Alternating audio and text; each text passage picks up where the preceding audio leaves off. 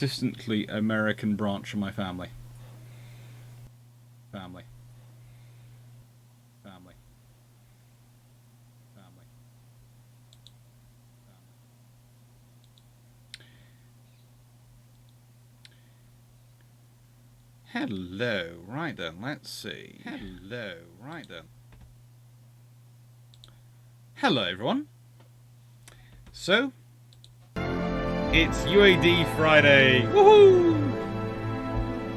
Always love it when it's Ultimate Admiral Dreadnoughts. Now let's see.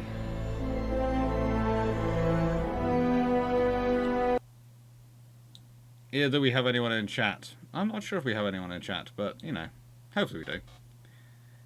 Hopefully there's some people watching.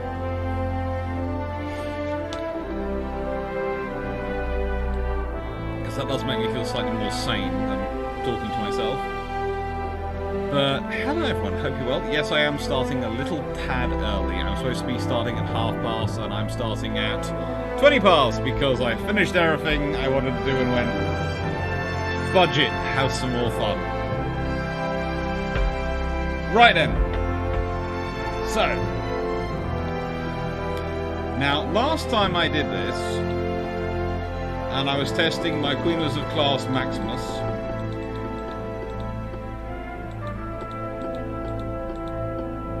I was pointed out that the version I had was the very old version of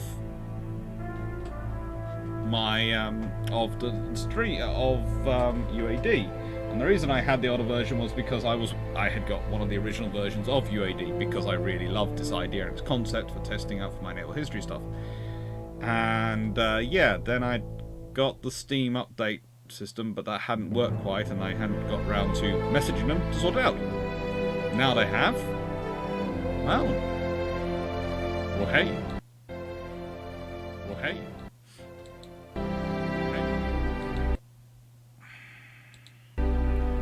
So let's look at the German equivalent, because the last time we finished, we were on the German equivalent. Design ship. Now let's see. That is my. This is my Queen Elizabeth Maximus. As we can see, fairly scary vessel. Guns are 16.5-inch 45 cal. I was considering making them 42 cal, and I think I might do that, but the maximum will be a 45 cal that they would have produced. I can sort of take them down to a 45 cal, a 42 cal. So if I go...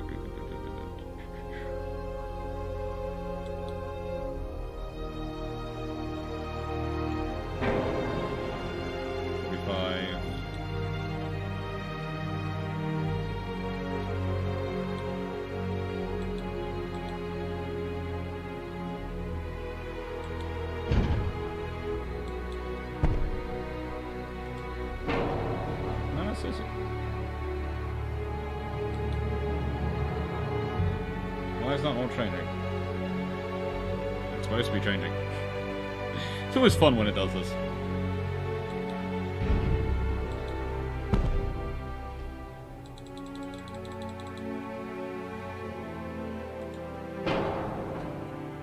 .46 cal.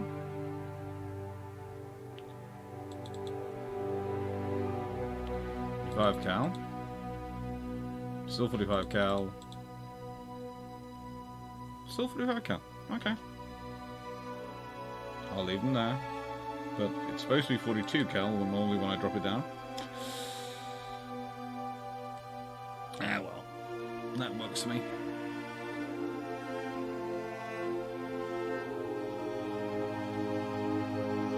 That's a good looking ship.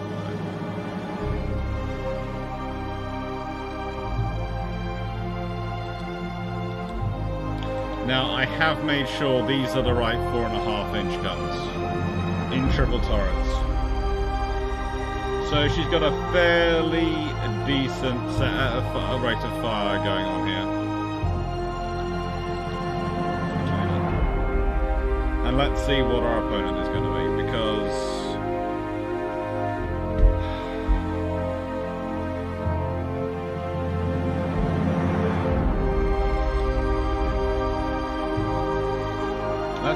designers, see what they come up with, and then we'll modify from there, shall we?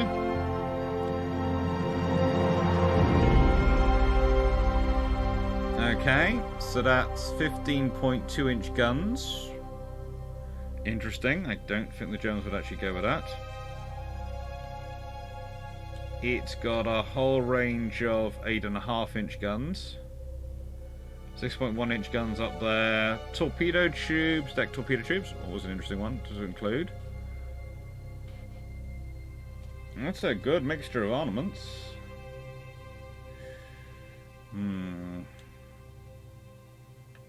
Let's compare this. Hi, hi Cameron. How you doing? Or CD Cameron. Let's compare it to the Baden class, which is what the Germans sort of was their maximum they could build. Disturbing enough for them.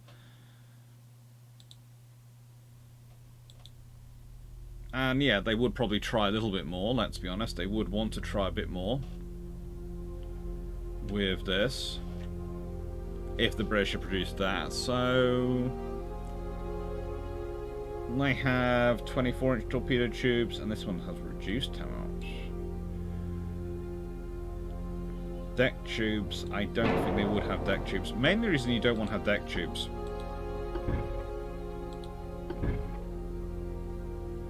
It has no mounts for deck tubes. It does there. Still has torpedoes underwater, so it has the underwater torpedo tubes. Okay, so that's okay, but let's check the torpedoes. 19-inch? No. The Germans had 24-inch torpedoes in World War I, and you're limiting them to 20-inch in 1920. Let's give them slightly increased torpedo rounds. So they have a lot of torpedoes. And let's check their scenario. Oh yeah, they've got the enhanced electrical again.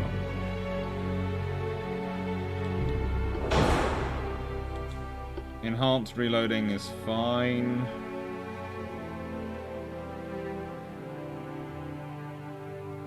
Yeah. They're semi-oil to be realistic. Ooh, that affects the weight.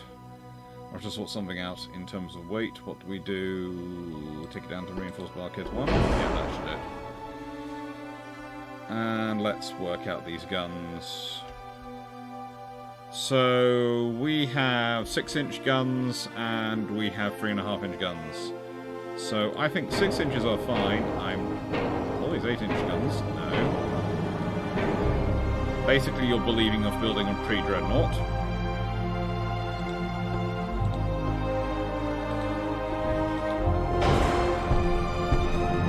And let's get rid of this.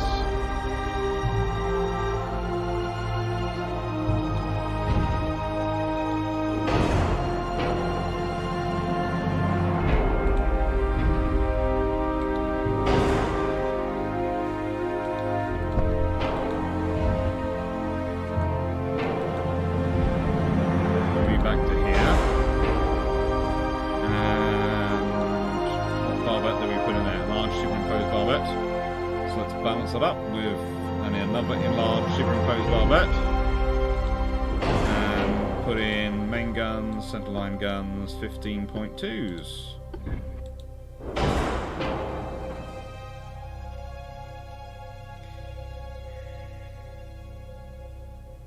That's looking more like their scenario they could produce. But that's only 47,500 tons, so I've got theoretically another 1,300 tons to play with.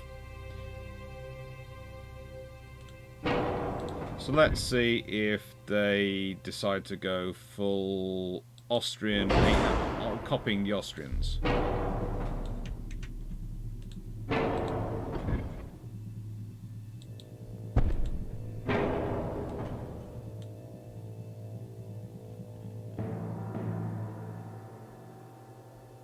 Turret armor should be no more than 14 inches. So that will soon sort that one out. Takes the weight down to far more manageable. Let's see. Conning tower, deck, turrets. belt 14 inches as well. What's the belt? Ooh, the belt on this thing is light.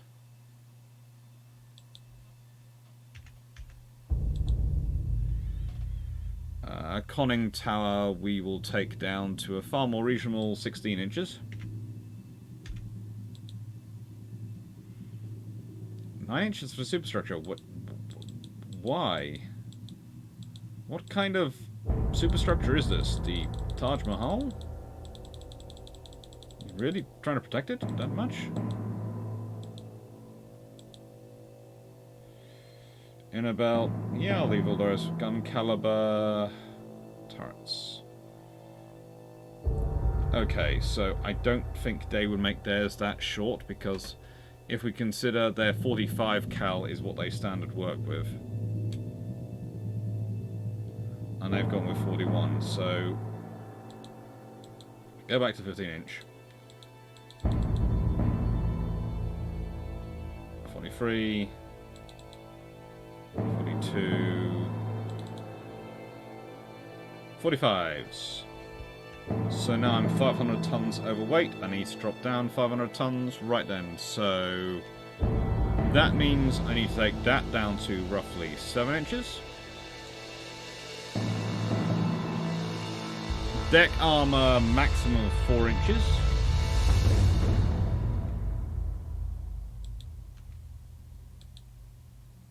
That should be giving me enough scenarios. And... oh, good lord, the aft weltis has to be down there. That's quite disturbing. Port weight offset. We are heavier on the port side than we are on the starboard. Why are we heavier on our port than starboard? What is going on the port side?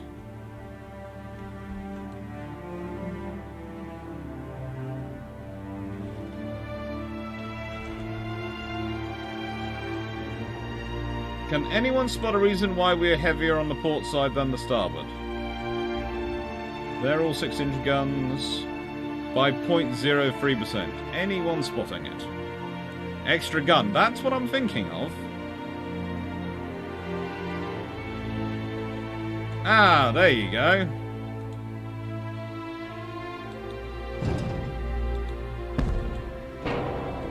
Now we're balanced. Aft is still heavier than forward. Thank you, Cameron, for spot out. The torpedo tubes are there.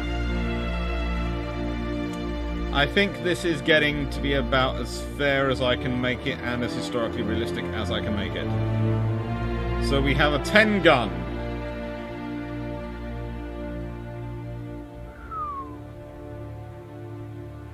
I wonder if we can make this slightly more. I wonder if I can put this into a triple turret as well.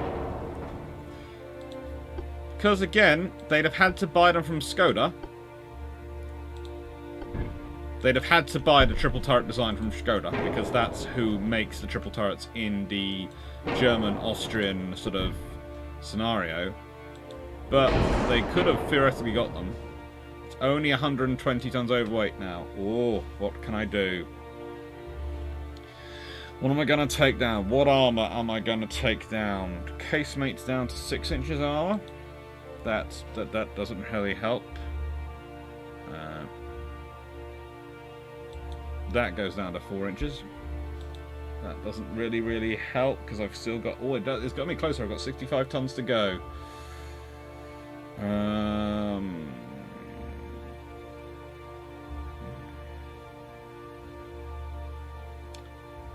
What am I going to do?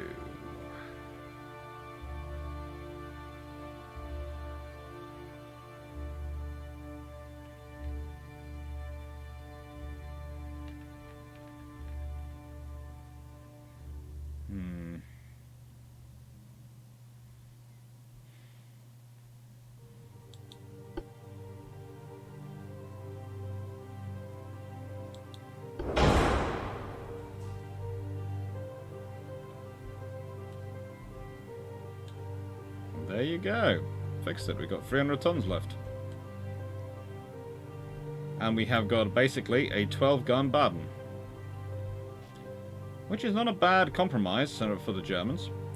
Let's check its fire control system, because they have a habit of really, really amping up the German fire control systems. Yep, that's good. Looks good.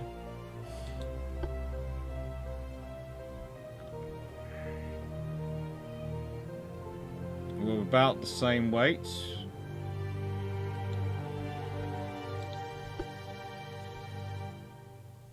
That's their system, which is the stereoscopic rangefinder number 4. And coincidence rangefinder. 100% gun aiming speed, 12.5% gun base accuracy. 55% gun aiming speed. There are advantages. There are definite advantages.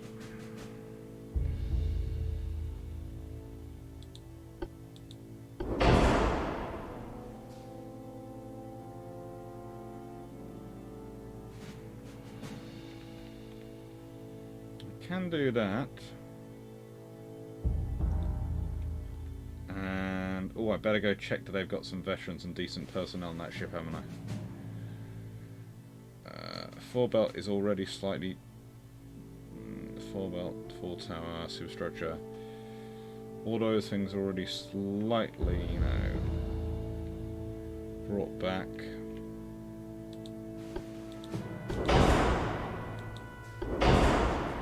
That's better compromise.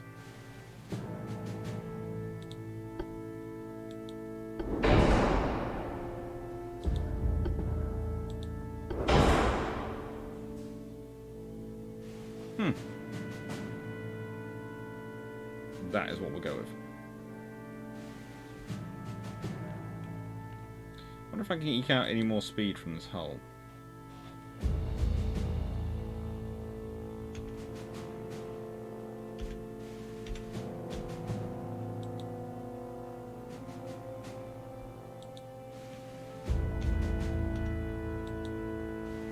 Ooh.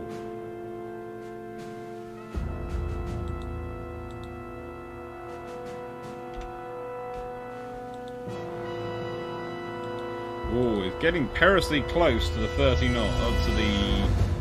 Let's take it down to 3.3 and see if that works.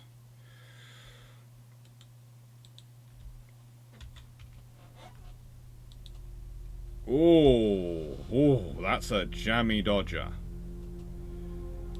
Let's go and check on this one. 26.4 knots. That's a lot of. Draft we want to make narrow because we want to make it like it was realistically.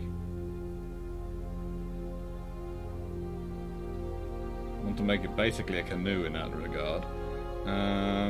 Because it's got to go through that canal. And they got 21 knots, so I don't think they're going to get much more than 20. They probably will try and push for 24 knots, but that'll be it. Seasoned, spacious quarters.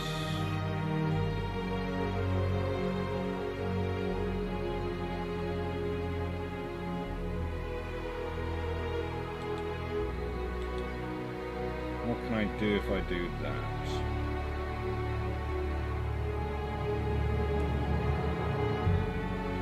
Can I make it any better?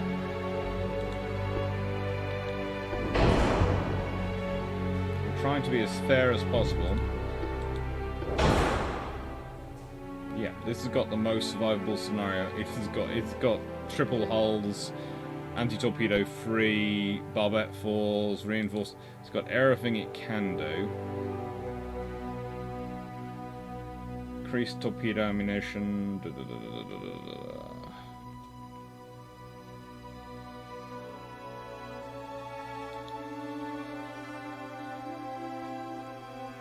I think that's fair, and I think that's about as accurate as I can make it.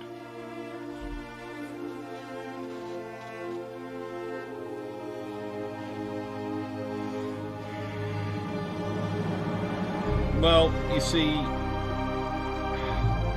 if we go to this scenario and we go down to the shells, I'm on the heavy size. If we go to standard, That gives me an extra 300 tons, which means I can possibly push it up to that speed, but that's overweight by a chunk. If I'm getting the 30 knots though in my ship, if I go back down to 29 knots and I use that weight instead to put in this, doesn't really help me. This, a little, it's still 100 tons overweight, so... Whereas if I have the heavy shells, and I have that, then I can get that up to 29 point... If I remember correctly, I was at 0.3, wasn't I? No, 0.2. So, yeah. And honestly, I was aiming for a 28 knot ship, and I've got a 29 knot ship, so I'm happy.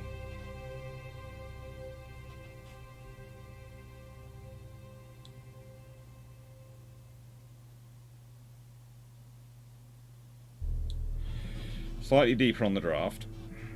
As narrow as possible on the beam. Yeah. That's about what I'd expect a Queen Elizabeth Maximus to look like if you were building it. In 19... Well, this is being, of course, built in 1912, but, you know. In 1912. No, this doesn't need to reduce weight. It's supposed to be a battleship, and frankly, it's got enough of the armour, etc. it needs. And again, the Royal Navy in 1912, we wouldn't be choosing to jump straight for high speed. They would be producing a battleship, they'd be aiming for roughly 28 knots, because that's what they were building the Queen Elizabeth's hoping to achieve. So the fact that this is a 29 knot design is basically me going, well, if I pushed it a bit, that's probably what I could have got a battleship with battleship grade armour, and I have gone for that. I've taken the same policy of, right, so traditionally Queen Elizabeth class have 15-inch guns, so they have 13 inches of armour, which works out at roughly 3.2 to 5 as a ratio, or 32 to 50. When you go through 16.5 inches and you work out 3.2 to 5, you end up with something which is roughly 14 inches, and I've upgraded to 14.5 inches because I could, and because that makes more sense with the plate construction they did at the time than going to 14 inches. Literally because the plates as a rule were usually additions of a certain amount, and you have different chunks, so 14.5 makes more sense. You could have made 14, they could have set the rollers to 14, but 14.5 makes more sense. Hello, G-Man, and hello, Athronius Dux Bellarum. Hello. Don't think I've seen you before, but hello. So, let's launch this because I just want to see. You can spend forever playing around and going,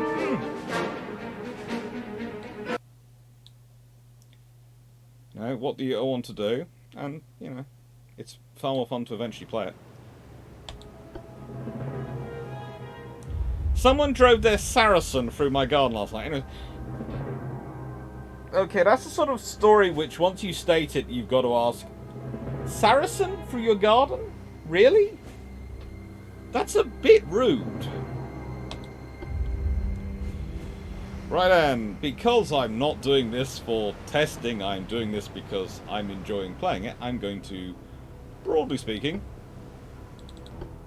leave it under my command.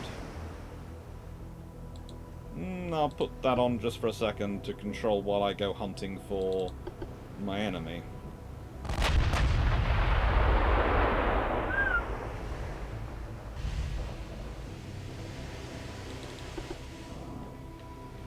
So, we have 15 guns versus 12 guns. Not unusual that the Germans had slightly less guns in the broadside than the British in favour of armour. And they tended to put a lot more effort into armour than speed, because again, the Germans had to win in the North Sea. The British had to win worldwide, and that changes things. They've actually gone with BB Queen Elizabeth Maximus. Okay.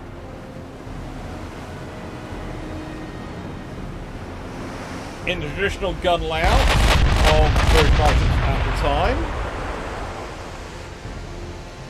That appears to be missing. But appears to be doing quite well. I quite like how she's riding in the water. She is going at quite a rate of knots.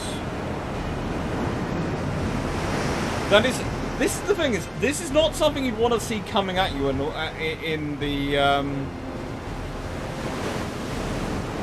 is sort of coming at you in the middle of the Battle of Britain.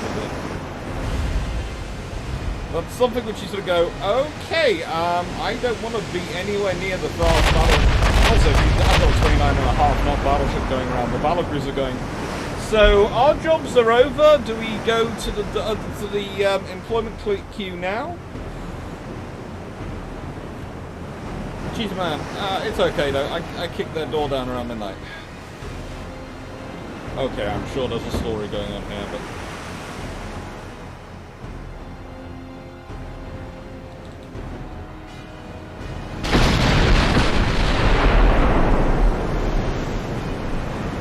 Well, that's doing that.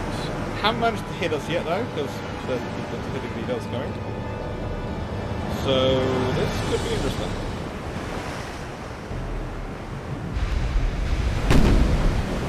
Oh, one of those came almost close.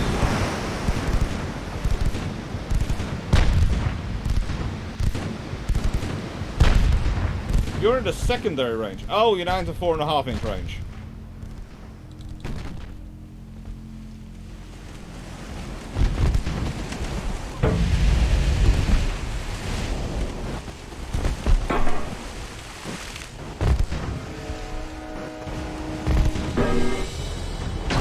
Do you remember he has torpedoes, right? So I'd prefer you not to be in secondary range of him.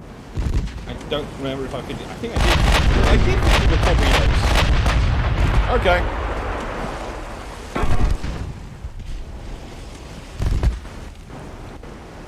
That's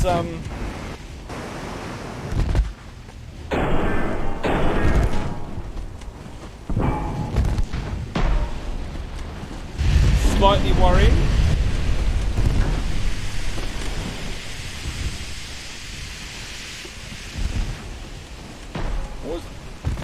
This has turned into a sort of death ride. You've both decided to just... How did that happen so quickly? What's happening? I was expecting to be this slightly closer than it's turning out to be.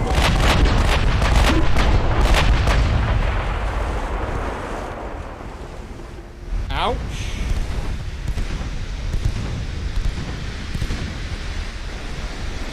To be fair, this is what most of the stats came out with. When the British built to their maximum, their Germans wouldn't be able to match in because, and it's not because the Germans don't have the scientific ability or even the raw capacity to. It's because of the finances.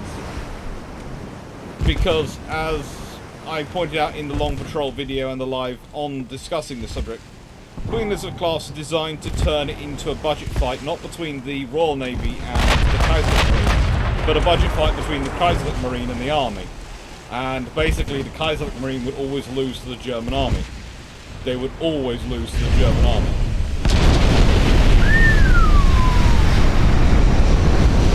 There goes Q-turret. That is not good. That was not good.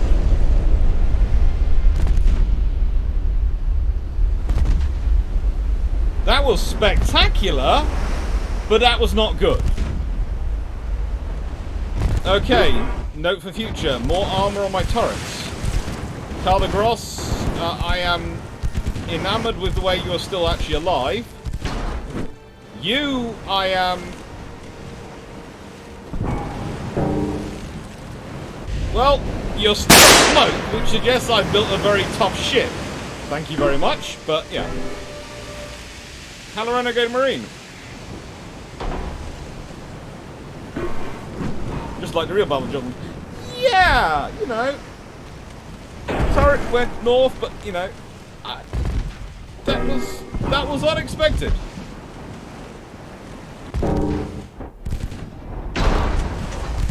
Very cool, but unexpected. Honestly, if you have something like that, you are in trouble. As a ship, if you are maneuvering like this, your guns are in trouble.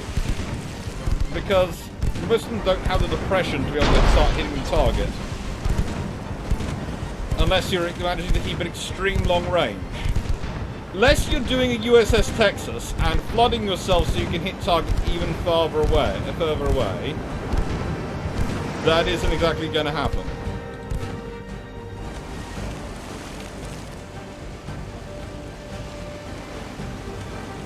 No ammo left for the 6.5-inch guns. 6.5-inch guns. Did you flood it all? Is that why you ran out of ammo? You have torpedoes left.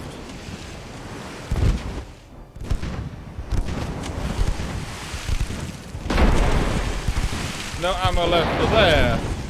Well, they have got the 15-inch guns, but they can't hit a target. Ouch. This could be decided by 4.5-inch gunfire.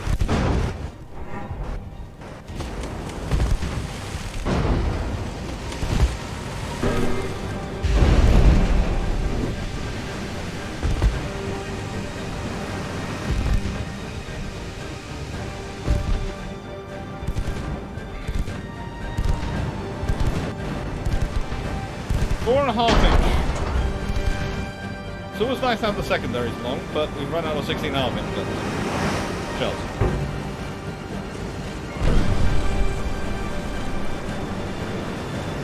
Yeah, that massive a hole would cause issues. The fact is, the Queen Elizabeth's hole is in the center of the ship. That would have caused enough issues. But that's letting air in, whereas the hole on this one would be letting water in of some kind. A lot of water. And I doubt you'd actually be moving.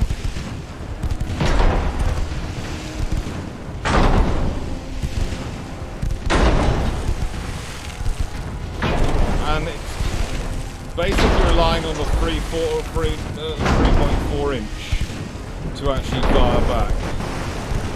Yeah. This is the point at which, in nicest way, you are not fighting the ship, you are purposely abandoning the ship. If water is flowing over the ship, you have...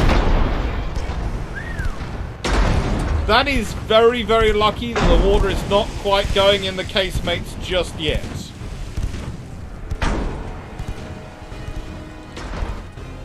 And...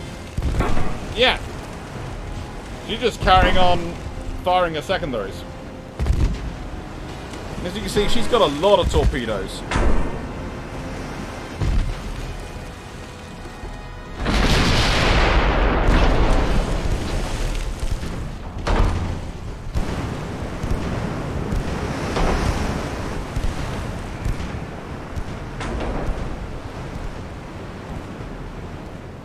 Yep, I think this is not too good a scenario for you, but you are holding up very bravely, but at a certain point water's going to go in this casemate. Yeah, that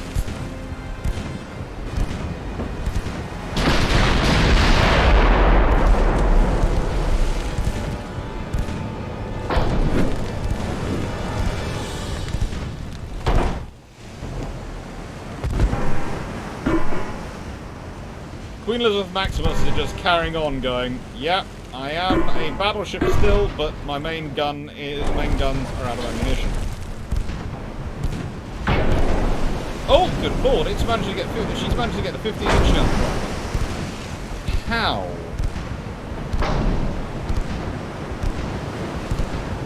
Although, I'm not sure. This is a serious question. Would you fire 15-inch guns in this scenario when the motion could end up forcing more water into your hull? It's kind of a good way to, yes, you might kill the enemy, but you're probably going to kill yourself as well.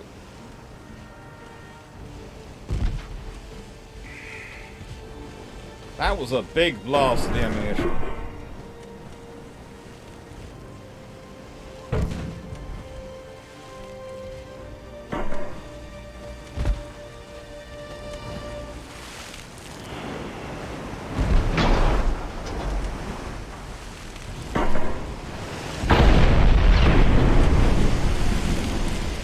Okay, I am taking you back, and I am doing this.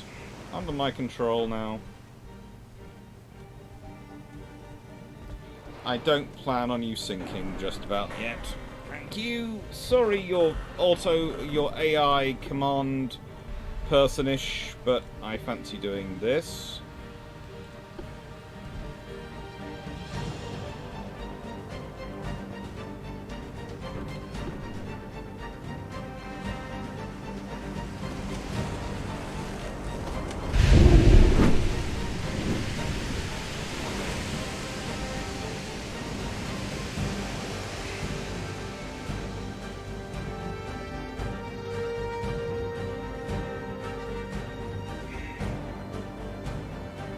"15-inch hits to the main belt." That's not what I want to hear. Especially when the most powerful weapons I've got are torpedoes. Right then, how are you doing torpedo-wise? You're off on this side, so yeah. That's not good.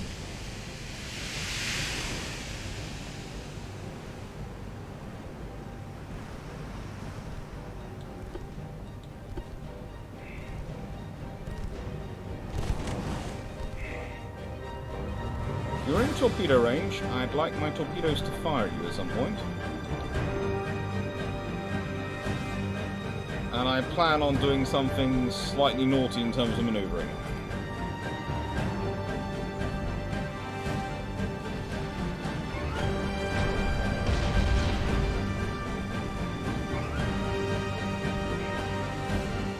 Yeah, I'm probably going to sink at this point. Because I doubt I'm going to get into torpedo kill range before I take on too much water, because I've run out of ammunition. I forgot to make sure that she was fully loaded with as much ammunition as possible, didn't I? That's on me.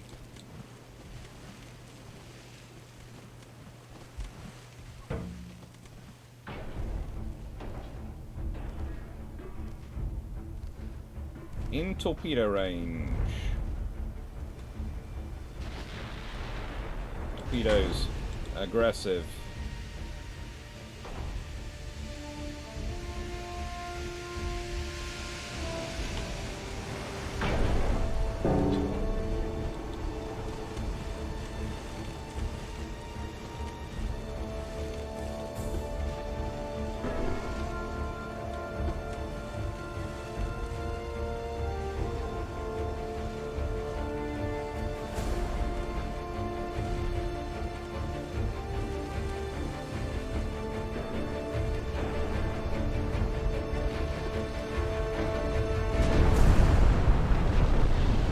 Thank you for their armor. But will this work?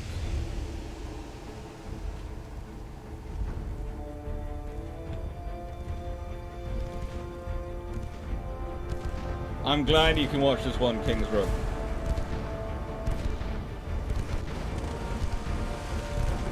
I have a feeling they're going to survive longer than me at this point. Despite the fact I did the early damage to them, it's the running out of shells after my turret blew up. Basically, I lost a lot of shells when that went sky high.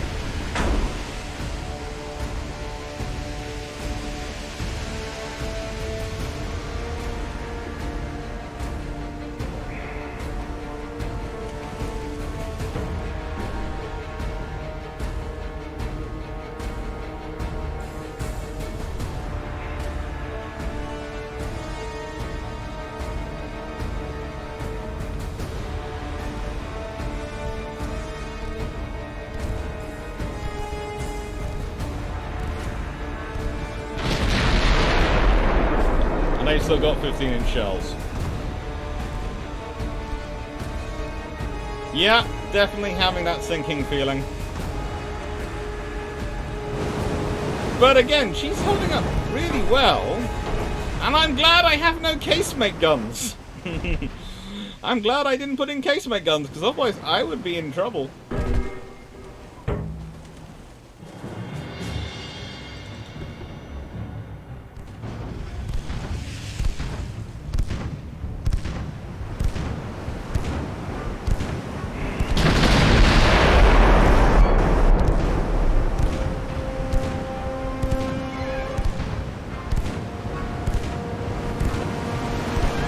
I think I'm going to concede this one.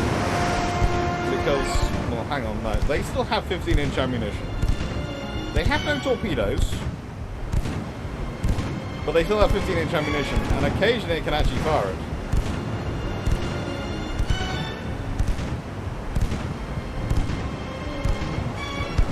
And I think I'm... Yeah. I am down everything on fire. Yeah, I'm calling it. Let's rebuild the ship. Let's check. What did I do wrong here? Something I did wrong in the ammunition. I'm supposed to be carrying increased ammunition shells. Increased torps. So what did I do wrong? I'm not sure I did something.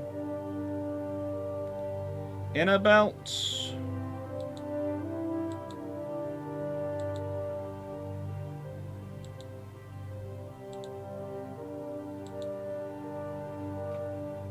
Fine.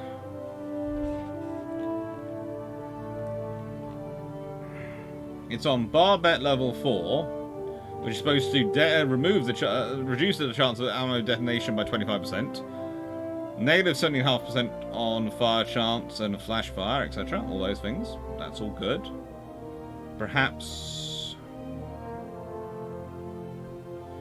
if I take that down to 3, put that up to 2. That takes me overweight, but we'll see what they can do, because I'm planning on modifying my 4.5 inch. Secondary guns, let's go to 5 inch. And I'm planning on making these up to 5.5, so I'm making them hood equivalents.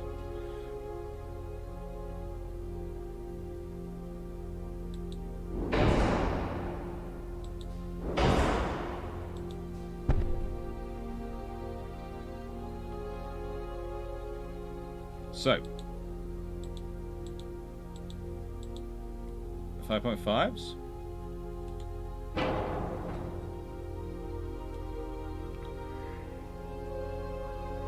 Twins, that's okay. And we are now 500 tons roughly overweight, so I need to find 500 tons to save somewhere. Where can I save it? Take that down to 28 knots. More than saved it. And now I've got 69 tons. What can I use those for? What could I use 69 tons for? Yeah, that's too much. I knew it was going to be.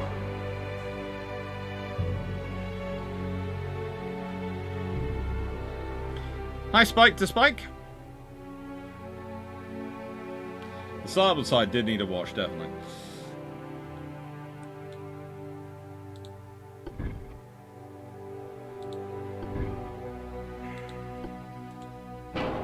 Anything else I can add that's going to help this one out?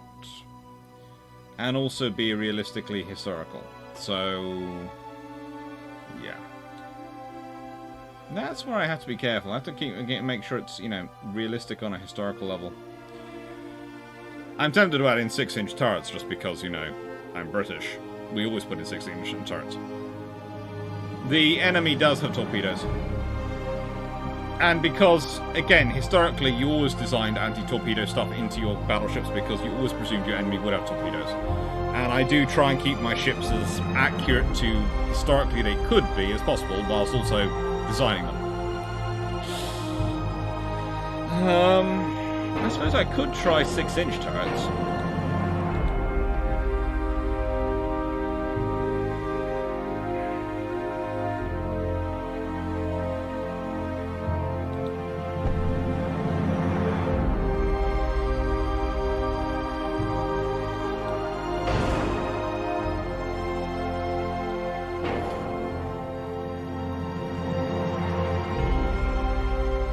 So that's 6-inch guns, and then we want those 3-inch anti-aircraft guns the British did love so much they festooned on everything at the time.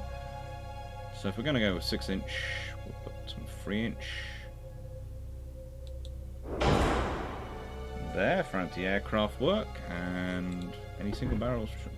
A single barrel 3-inch. Of course we can't fit a single barrel 3-inch to something decent. Right then. That's about as historically accurate as I can make it. 4-weight offset still heavy. 4-weight is still massively heavy. 7%.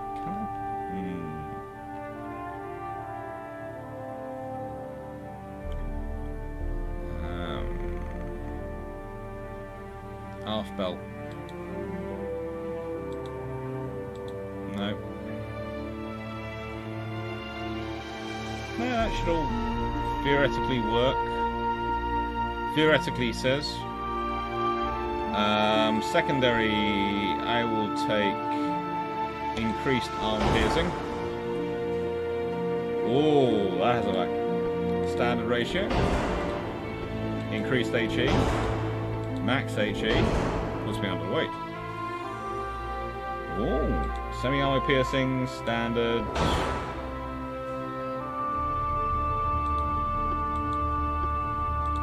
Let's go have a look at my German counterpart.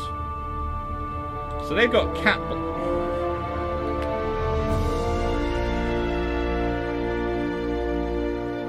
No.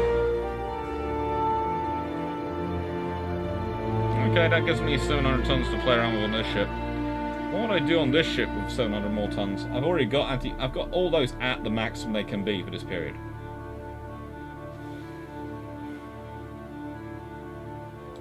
Should I try and just put this up to geared turbines? That gives me 1,000 tons to play with.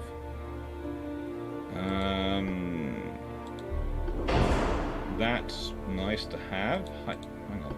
They'd have had... They were onto electrohydraulic, weren't they? They were onto electrohydraulic. And... ooh... halfway offset. Still quite heavy aft. All those are as they would probably have been... Well, actually, they're slightly heavier. Traditionally, it was actually 13.8 or 350mm thick belt armor and 350mm thick turret armor. But with slightly more, I can add more on the top. Always nice to add more on the top. But that's gonna it's gonna take the pitch up. I don't want that pitch to get to yellow. At yellow, they get through problems.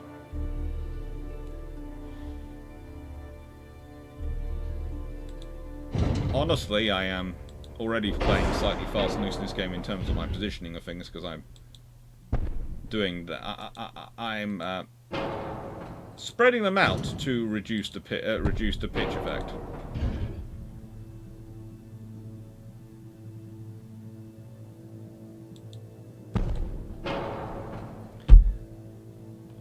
So their top speed 24 knots makes roughly 14,000. They tend to be shorter range than the British were. So I put them down there. I wonder if I can do that. Bulkheads, maximum bulkheads. Goodness gracious me, this ship's going to be a floating lump of steel. But that's pretty much what the German ships were. And I've got roughly 57 tons to play with. Yeah, I'll leave it, I think.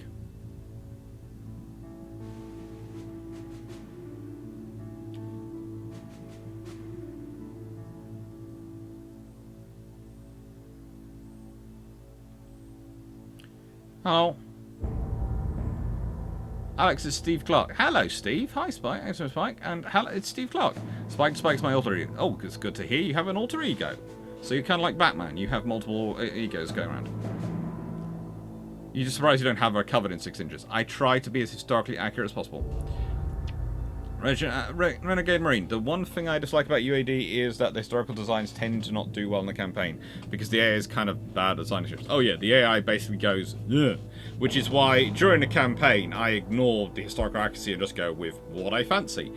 But when I'm doing my testing, like I'm using the system for now, and I'm just testing out a design, and the main primary design I'm testing out is my own design, this one, for what a Queen Elizabeth Maximus might have looked like and how it could have operated. You know, there are options. There are options for what you can do.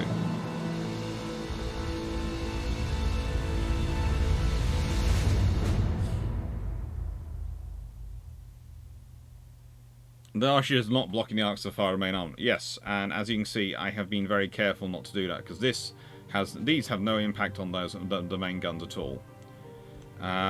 This has slight impact on that main armament, but not that much, considering I would prefer it not firing too close either side here anyway, and I've always had something there, and it's going to have no impact on these. So it has an impact on this turret, but yeah, that doesn't bother me that much, because this turret can now can still fire this way.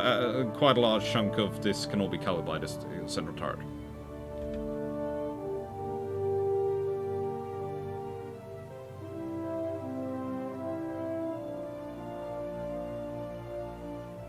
Alex's hat is the offset. It could be. My hat could be the offset.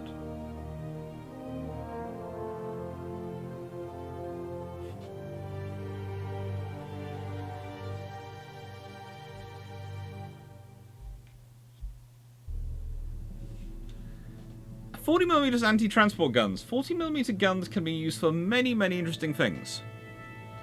And Brother Munro's videos. I haven't seen their latest ones. I've got to probably spend more time. Ooh. Where did I get that drawing from? Sorry, I'm completely distracted by the drawing they have on the back of the screen now. 18th of January, 18th Conrad, you have...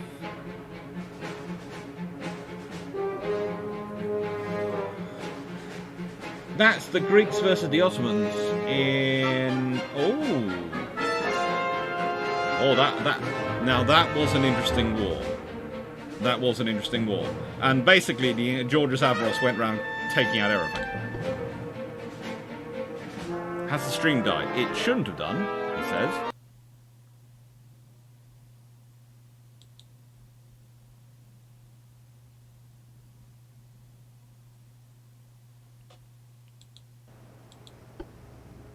Starting battle. Right then. Let's see if you do better this time. I would prefer no Q turret explosions, please. No Q turret explosions.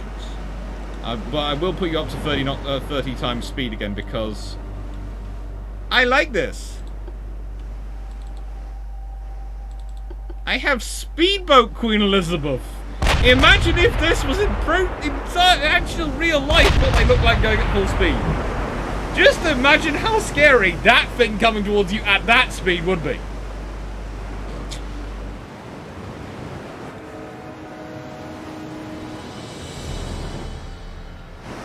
Hello. You're down at the bows. I'm going to have to fix that at some point about you.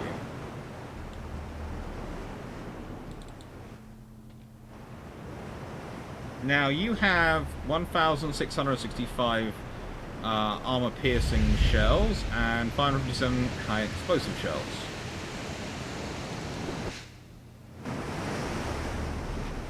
You're still being identified.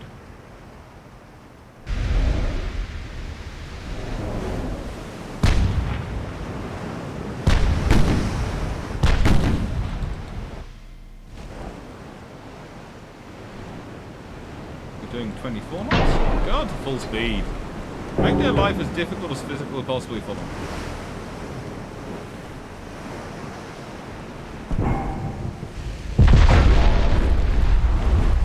Now reduced to 27 knots.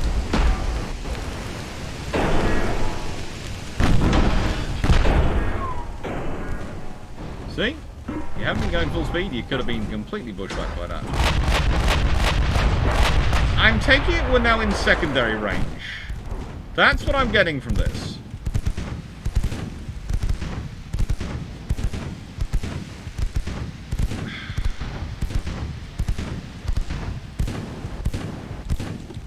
Again, this is my problem with the AI, because when you need AI control in any way, shape or form, it just likes to charge in and start taking things out.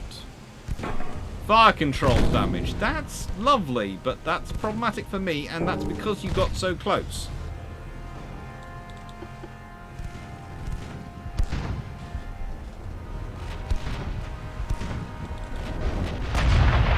tried to make this as fair as possible on these Germans. And that's so far not worked to my favour.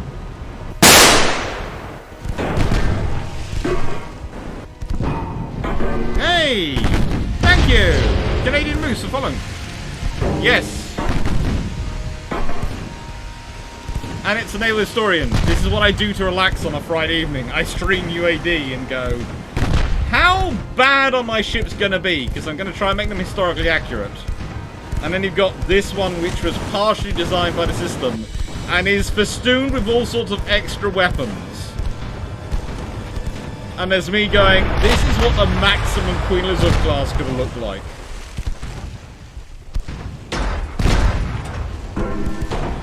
I should have just gone from even more tonnage. I should have just made you a super hood, shouldn't I? I'm not liking the thank God the fire stopped. Considering what happened last time when something got on fire, this is not good.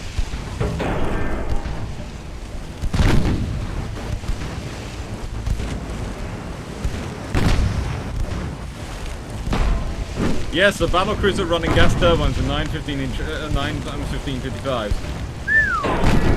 Yep, that'll be fast.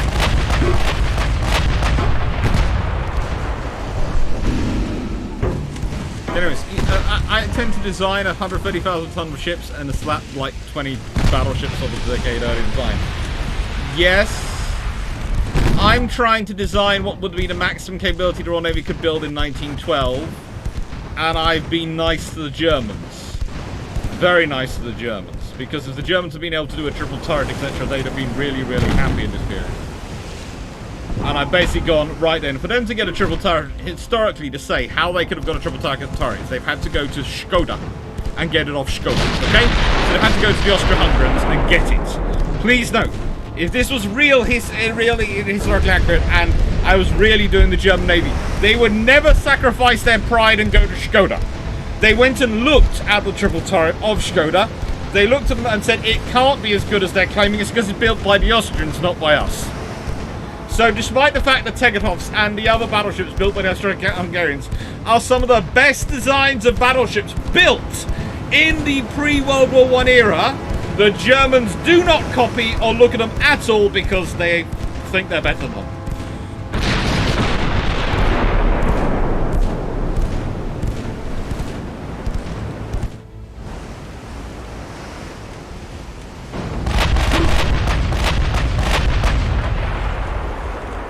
Ooh.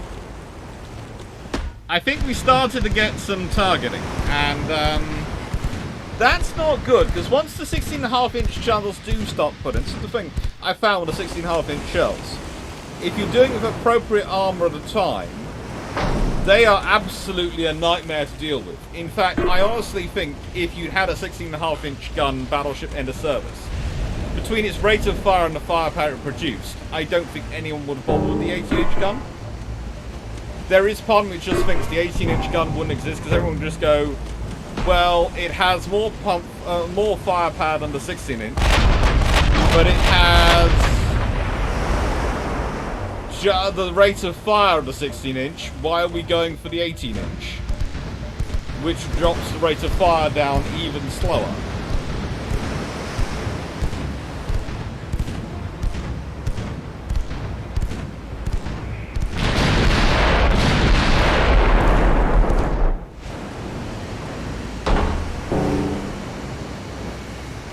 Take them out, boys.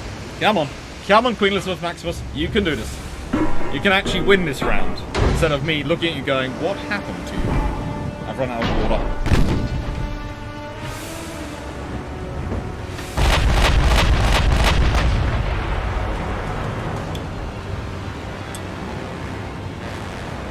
It's only Austro-Hungary and Spain.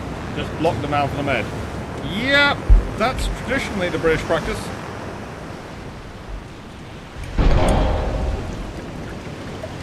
I have tested Queen Elizabeth with 18-inch guns. If you want, after we've gone through this run through and seen how this forms, I will show you what the Queen Elizabeth with 18-inch guns looks like.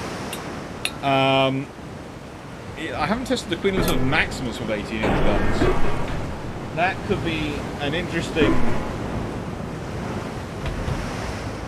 interesting thing.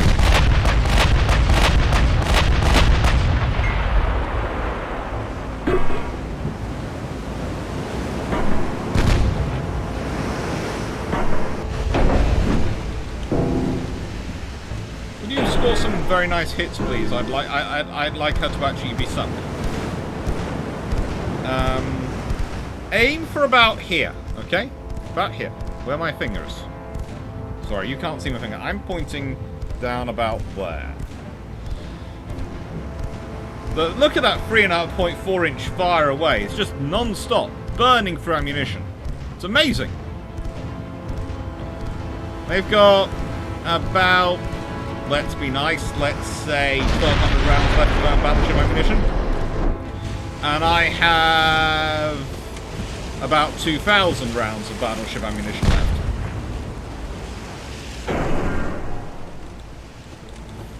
But I've got 15 guns, they've got 12.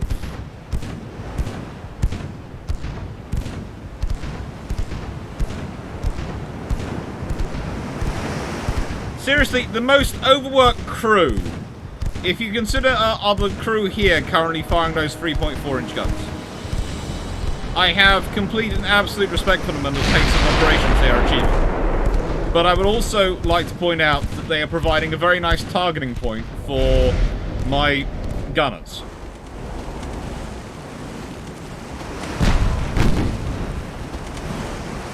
I fired a lot of torpedoes. All my torpedoes are gone.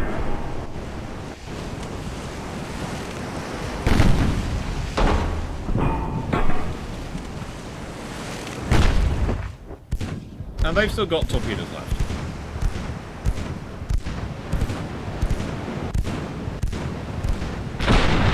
Yeah, that 3.4 inches firing, absolutely, yeah. I would not like to get into an argument with that gun crew in a dark alley. I have a feeling they are massively ripped. Either that or those really wiry spry types who literally are just, you just look at them and go, you are pound for pound stronger than a human should be. You have a lot of orangutan in you, don't you? Because have you ever seen orangutans reach an arm? And that's the whole reason why Terry Pratchett uses one in Act Morpok. It's this wiry, sort of looks this impossibly thin, and then, wow, they're strong.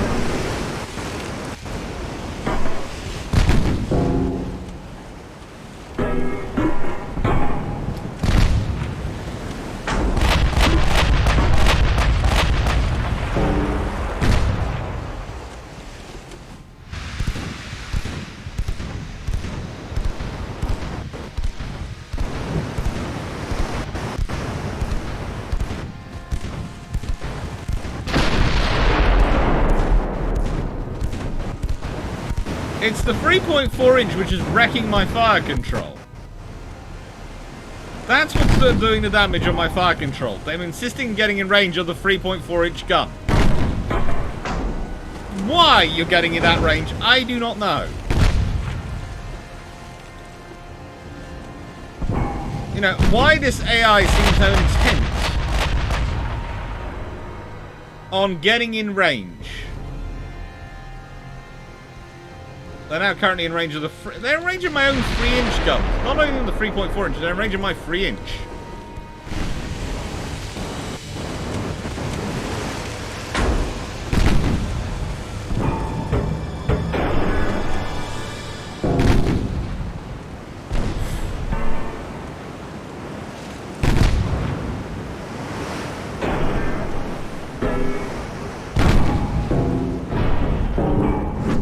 Okay, I don't like fires in the Q deck area because they have a habit of making things go boom, so we're going to watch that quite closely. No, the fire's out. That's good. And now the fire's back again. This is not good.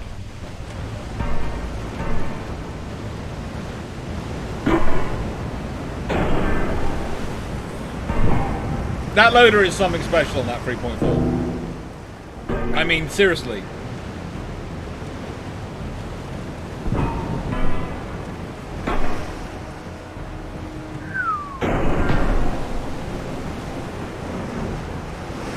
I'm going to listen. If you can see in the corner the reports of damage, and the 3.4-inch gun is just doing all the damage.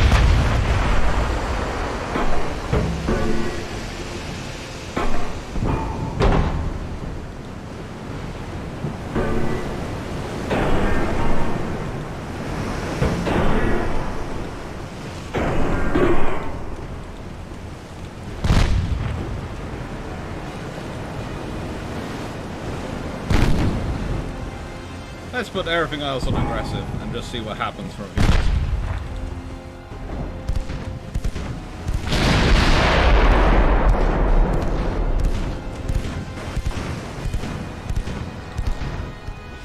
It's also the scenario that this one is capable of 27, doing 27 knots, and the German vessel is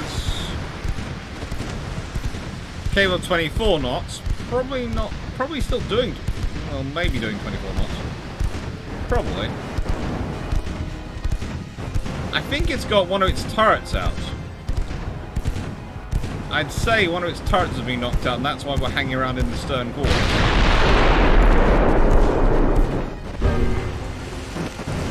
But there again, I'd say this ship has lost a lot of things.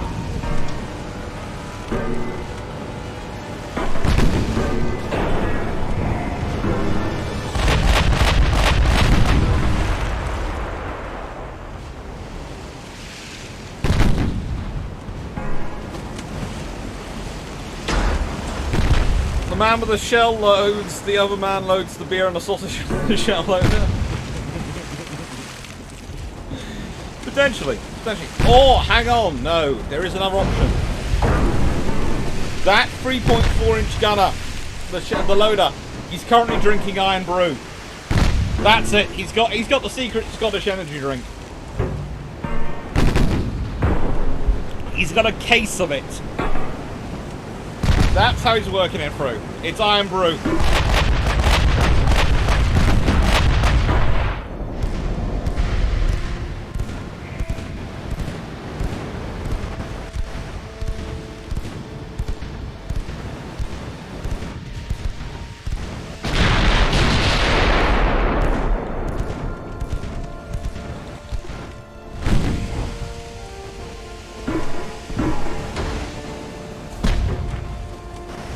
Damage fire control. Every time that seems to be getting me, so I'm obviously going to have to look into the fire control and see what I can do to protect it.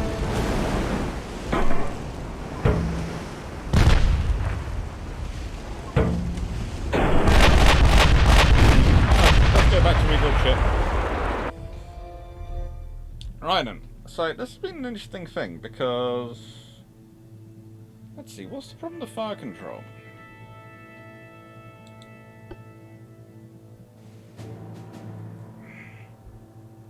We have modern tower number 2, which is the lowest level of tower you can get. So let's get rid of you. And you. And we'll get rid of the secondaries at the moment because we're not sure what's going to fit into those gaps. And right then. If we get rid of that, we can fit probably the most advanced... Hang on, that's too narrow for the ship. And the ship will need to have its beam increased a tad for it to actually fit. Okay. Let's take it down to 7%. Does it fit? No, still not, doesn't fit. Down to 5%. Now it fits. So let's do that. And we need a secondary tower.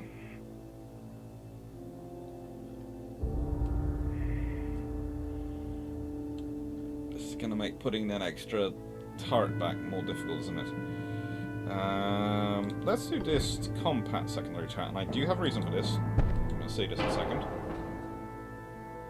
Funnels, at least one needed. There will be funnels.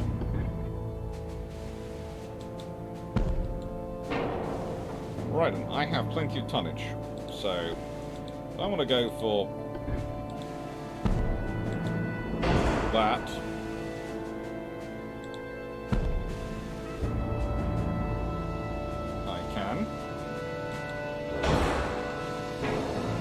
plenty of 6-inch gunners now on this one, and 3-inch. In there, and there. So I've modified my sort of design to deal with the fact that the Germans keep carrying a lot of secondaries, and this keeps getting in secondary range.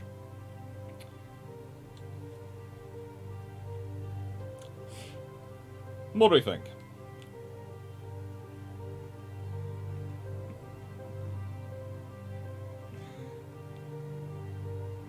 It looks like I have some empty deck space for 6-inch. I could put some more 6-inch guns.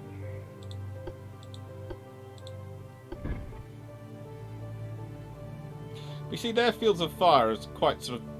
Hang on, there you go. That's fair, that's decent. Full weight offset is down to 3.2%. Let's try 17.7-inch guns. We could go out and try what a Queen Elizabeth Maximus would look like with 18-inch guns. Because that would be historically accurate, because that's what they would sort of do. Centerline guns, and they don't give you 18-inch guns. Not in 1920. That's the annoying thing. To get 18-inch guns, I have to go a lot later. This is despite HMS Furious existing, right? HMS Furious exists. She has 18-inch guns. So there you go. There were 18-inch guns at the time.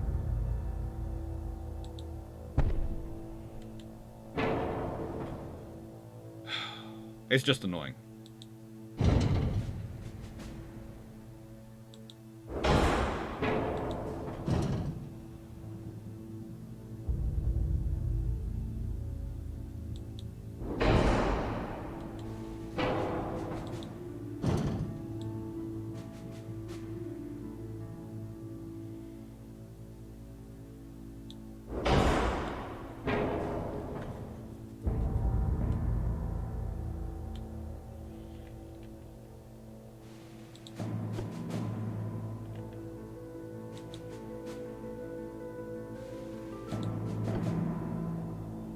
We've managed to upgrade the bulkheads. We've got the spacious crew accommodation. We've still got a little bit of extra weight to go. That takes us over, but we'll see if we can't solve that problem. Still at 28 knots.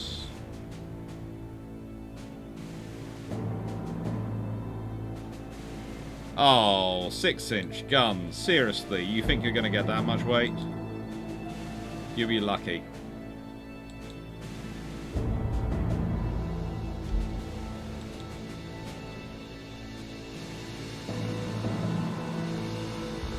We want you guys back up to 16.5 inch because that's more historically accurate. There, 16.5 inch 42s. That's what they were supposed to be earlier. We need to come away with jerping ourselves down roughly a little over 1,000 tons. That takes me down to above it. That doesn't take me down far enough, so we're going to leave that one there.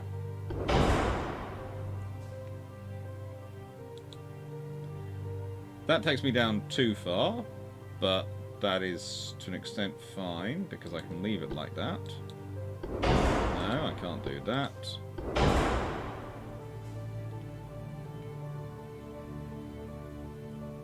Should be okay.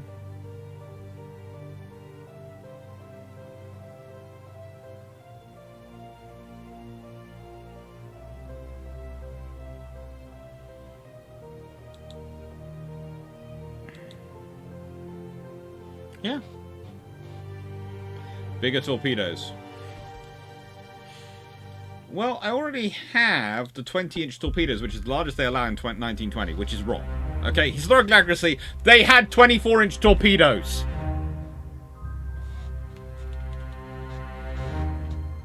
They have 24-inch torpedoes. The Germans have 24-inch torpedoes on the Bayern. The British have 24-inch torpedoes coming in on the Nelsons. In 1920s, 24-inch torpedoes are there. I know, they just haven't had time to track up to it. Increased our max HE. Hang on.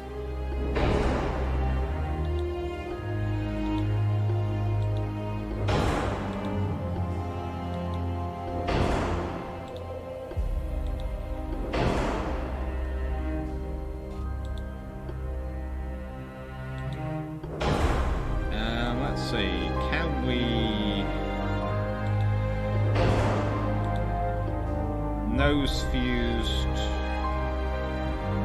That's mostly what they would have been at that time.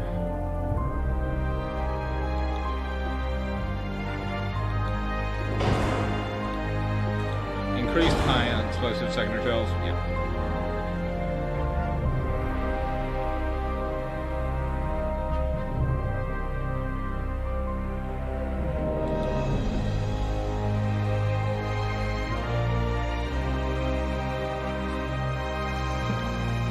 Go to standard shells. Ooh, that gives us a lot. That gives us 300 more tons. What should we do with that? What should we do with 300 tons?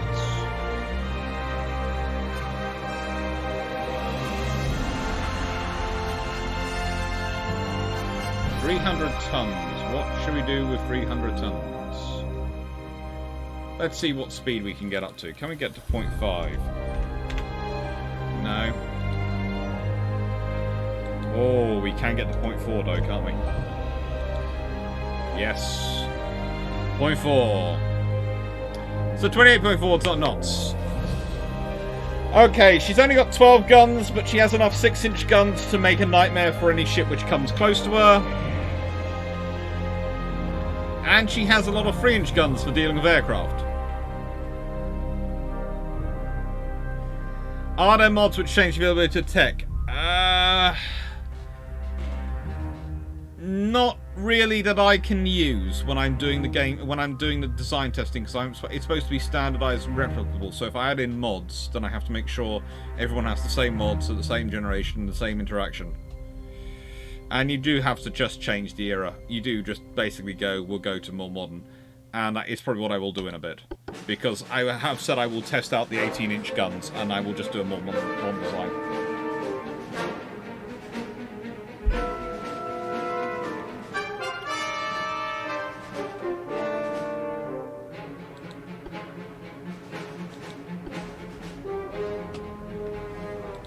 Right then. So this time, this is what we're going to call this the UAD version of this ship. The real version would have had 15, 16.5-inch guns. The UAD version, to deal with the fact that UAD seems to believe that everyone has to get into secondary gun range, like you're fighting in World of Warships, which, please note, I do enjoy World of Warships, but I do not consider its battles actually war-style accuracy, because you have battleships actually charging in to get into secondary range of destroyers, when in reality they avoided getting into secondary range of destroyers. They wanted to just keep them as far away from them as physically can. But, you know, so I love World of Warships, but I recognise that. UAD has sort of gone a bit closer to World of Warships here, in that you have to have secondaries, because you're going to get into secondary range. And I'm going to let you go at times 30, because I want to see what you look like.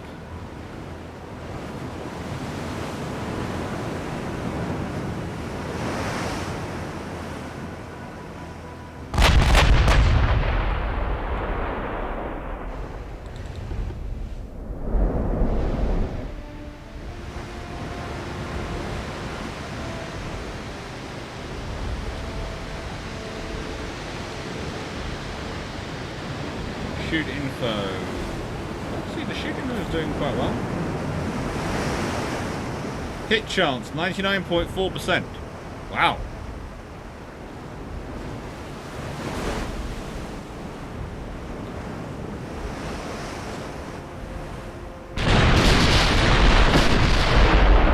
And for those people who are going, well, if the British were fielding a 16.5-inch gunship, the Germans would be fielding a 16.5-inch gunship. The British were fielding 12-inch ships for years, and the Germans were very insistent that their 11-inch guns were just as capable as the British 12-inch guns. So I think it's perfectly likely the Germans would have fielded a 15-inch gun.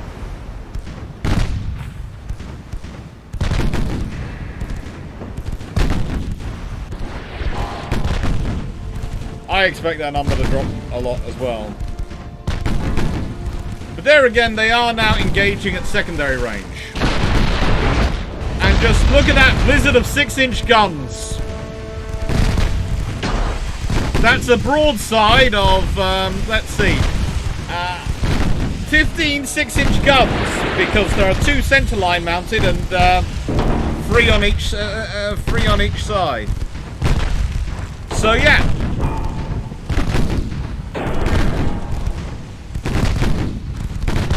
And I think there's one. This one's trying to fire through the ship.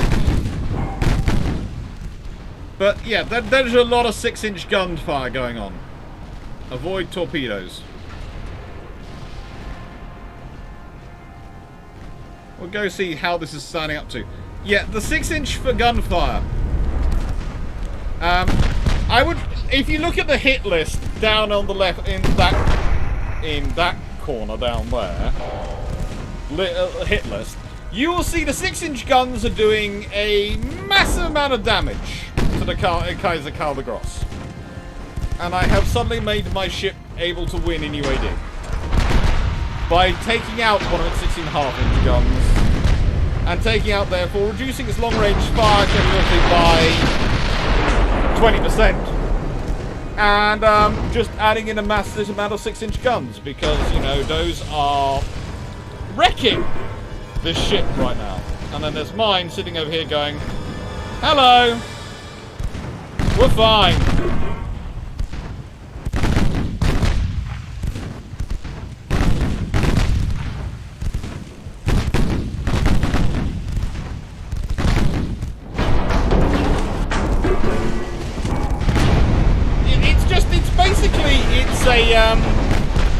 It's a battleship with a machine gun cruiser attached to it. The sheer volume of 6-inch guns there is just enough to do whatever you need to do to anything, really. The 6-inch guns are the answer to the problem, yes, Icy Demon.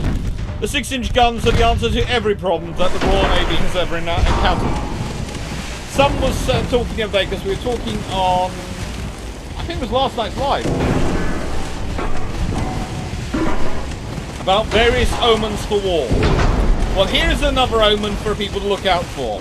If the Royal Navy starts talking about acquiring 6-inch guns for their warships, then things are getting really serious. Because people think the Royal Navy has the Navy of the 15-inch gun. The Royal Navy is the Navy of the 6-inch gun.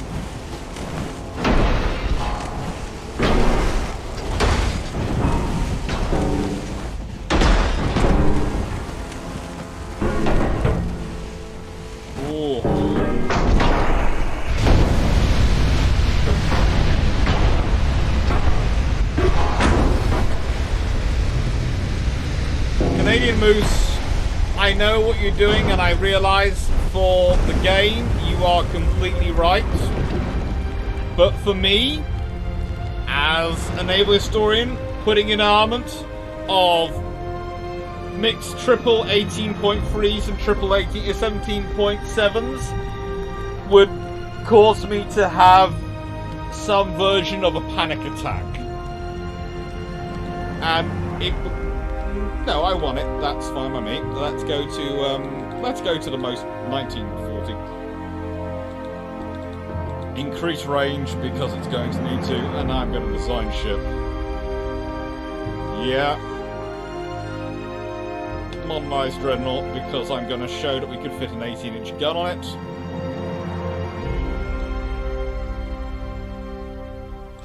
.28 knots.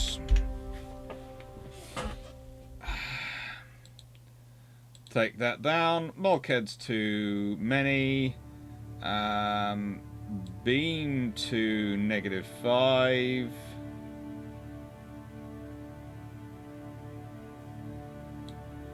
Draft to +4, if I remember correctly. That to that. Move this up to oil fuel #3. Induced. Geared turbines, #2, because they would be improved. Shaft. Yep, they'd have had that upgraded by that point. Electro-hydraulic #2, yep. Crap. Again, the arm was upgraded. Leave the anti-torpedo probably at side up there with that. Double hull, of course. Reinforced bulkhead #1, anti-flat #2. And I think we were on the all or nothing already, because we went with the... We can build it to that standard. Main guns, centerline guns, 18-inch twin turrets.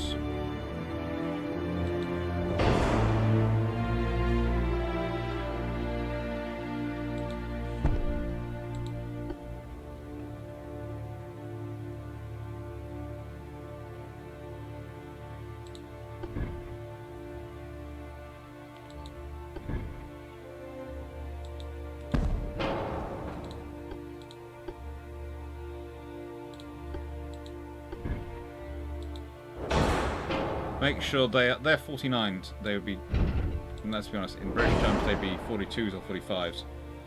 So we'll take them down. Length.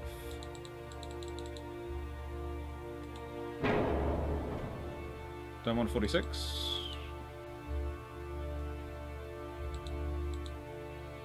Make it as historically accurate as I can do. So let's go with... I think the 18-inch ones would have been about 42s probably. There is a good argument to make for 45, but I'm going to make them 42s. Okay, so it's an 18-inch 42.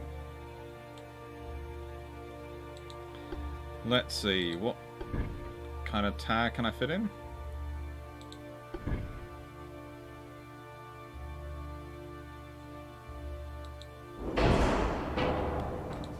Secondary tower.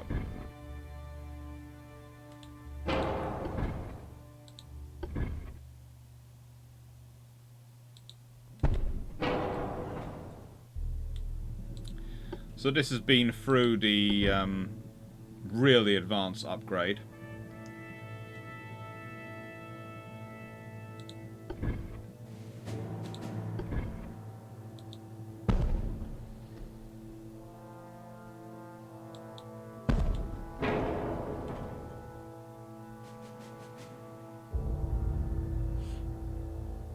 I think that's looking pretty cool. And pretty like a modernized version of what would have been produced if they had been doing their HMS Agincourt. So this is going to get cooled.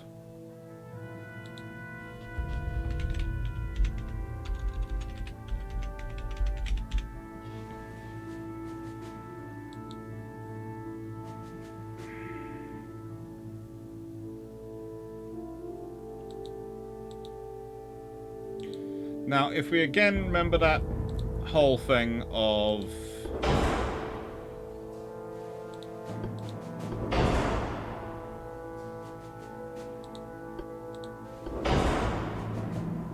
what, well, we want increased ammo, definitely.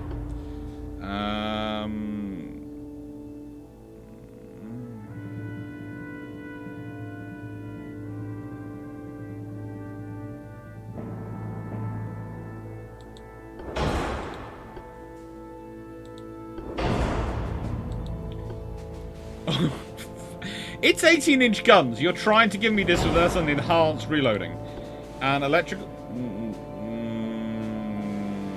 well, it would have been that originally, so it would have been upgraded on that path. So let's do this one. Range. Going to the 4. Acoustics. Again, it's the Royal Navy. What they put in that. And... yep. Right then. So we've got 18-inch guns.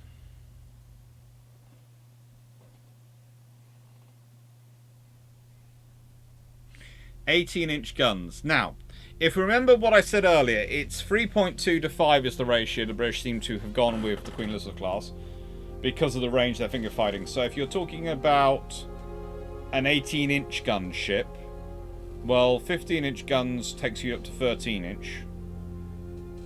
Add on another 3.2, that gets you to roughly 16. If you're doing 5, will get you roughly 16.2 inch. So 16-inch armor is probably where the British are at. So the main belt's probably going to be 16. 4 belt, therefore 8. Half belt 8. Main deck 6. 4 deck, half deck 6.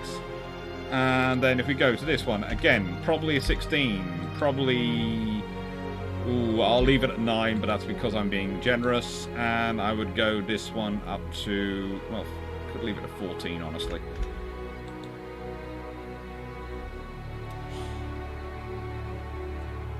And that's where we are so far in terms of the weight. Now, the inner belt...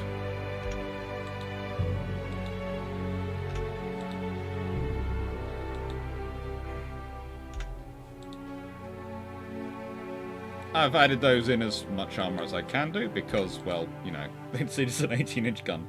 That down to about 16. Superstructure to about 4. And we want maximum armor piercing shells. And we would want for this period shells like that. Yeah, soft cap probably.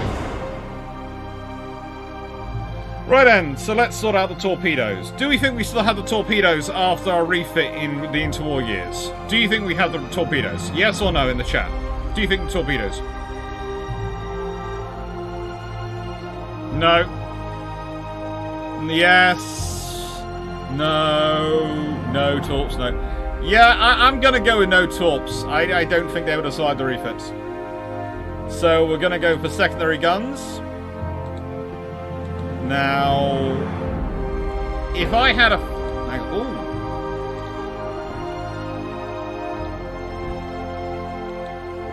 Yeah, it looks like we're going for a full Warspite style refit. We're going for 4.5-inch guns here.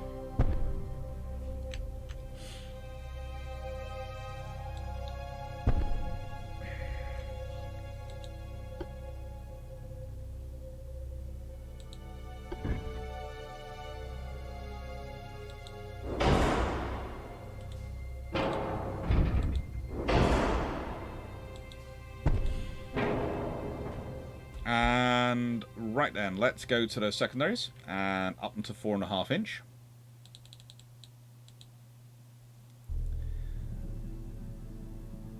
Hang on, no. 4.5-inch gun was not that short. It was a 45 caliber. Yes, it was. Again, why not start off with it being historically accurate? So, I'm going to need to take that up a bit.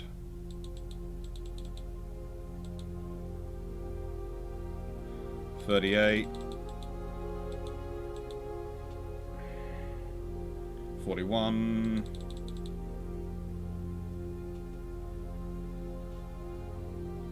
42. 20% maximum I can take it up is 4.5. It is that.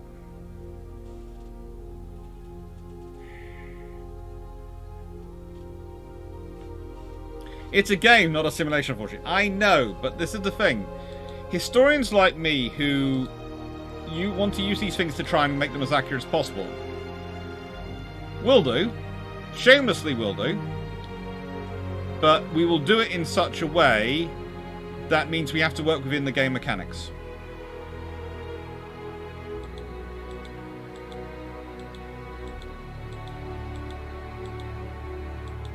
Like now, I'm upping the foredeck armor because that is underneath those main guns, of course, which makes sense.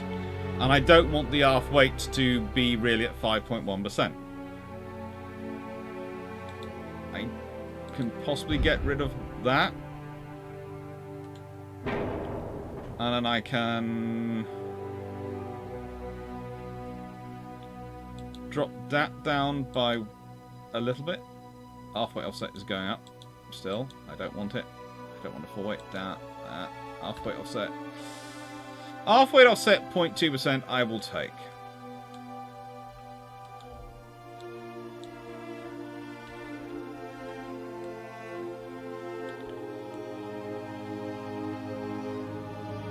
There you go. A modernized Agincourt with 8 4.5-inch guns, roughly, with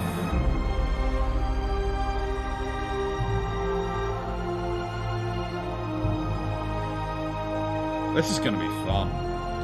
I like it when I say this. Right then, let's see what the enemy is going to be.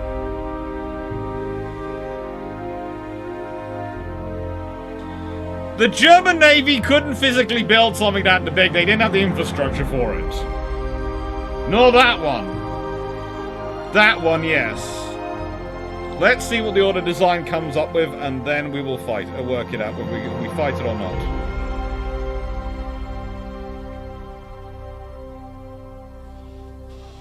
Okay, let's see what you built. Oh my lord Lubberduck. Let's see. That's 15-inch guns. Yes, that's fairly accurate. 82,000 tons. Why has it got an 8? Why would you do that? And in what world would you do that to a ship? Why would you stick a random 8-inch gun turret in the middle of your ship? Why? Engine efficiency at that. Adding an extra funnel. Ship is overweight. Yes, I'm not surprised. What do I need to fix? Oh, good lord.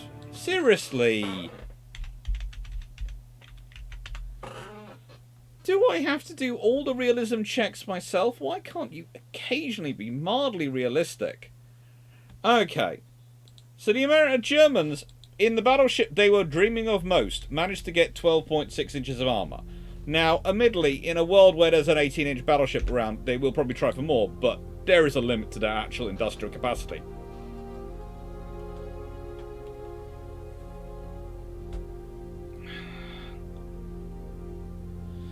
Hey, by gum.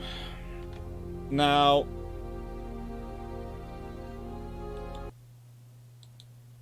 the real American... the real German guns were... well, let's be honest. They are 51 caliber weapons.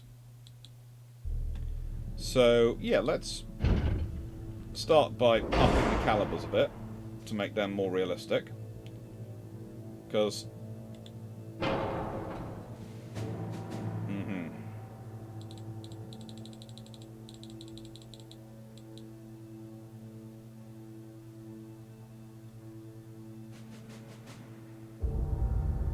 So that's a 51 caliber gun. So that's there you go, -1%. That's 51 cal. Okay, let's go through the remaining weaponry and be equally disappointed. Now, roughly they used a 5.9 inch. So of course it's got festooned with 4-inch guns. And again, 4-inch, 4-inch. Triplets.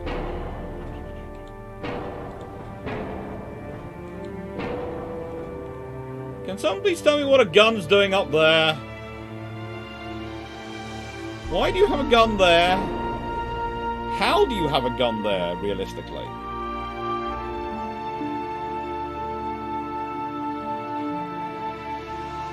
Now... in real life, they didn't carry any torpedoes, so we'll take off those. Alright, let's start working on the secondaries. 5.9 inch. They're all twins, aren't they? They had them, so let's go with this one.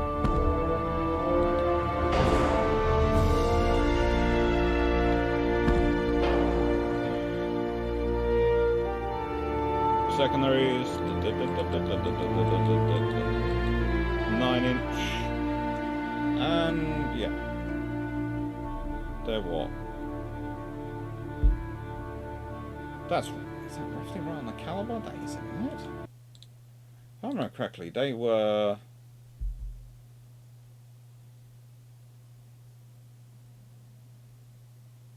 Is that their cal? Case charge. No.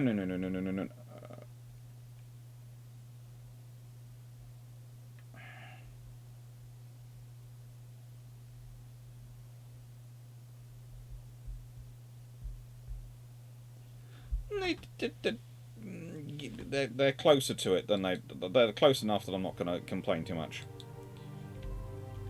Right then. Half weight offset 2.5%. Okay, move you forward a bit. Move you. No, you're going to have to stay there, aren't you? Off weight now 0.5%. What other secondaries did they have? They had 3.7 centimeters, aka the good old 1.5 inches. Secondary guns, 2 inches. And they were all in twins as well.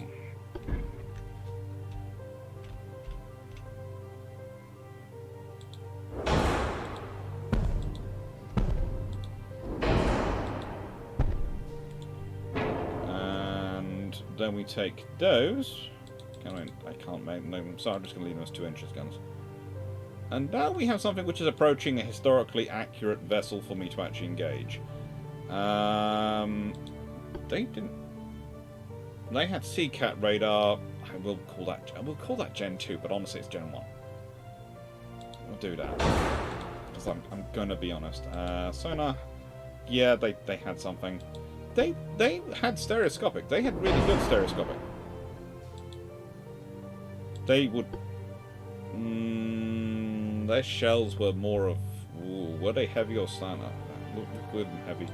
There was no semi-automatic reloading. Yes, I will give you that. Oh, good God! Why have you disappeared like that? That's just annoying. Let's go through the rest. Ooh. Torpedo for anti-flood. Obviously, gun that too. Modern armor, yeah, that's fine. Stop disappearing. Natural boilers, oil number 2, I'll accept that. Veterans, spacious accommodations, give you 100% veterans. Wait, where are you going? Stay. Real life speed, she achieved 30 knots during trials.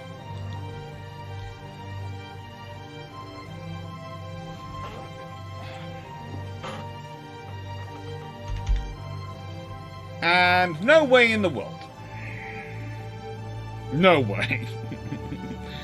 Her maximum range in real life is 16,430 kilometers at 19 knots. So, in the nicest way, the idea she can do 13 kilometers, she can do 20,000 kilometers at 30 knots is absurd. Draft goes really far down on this ship because, again, she's designed to go through the Kiel Canal.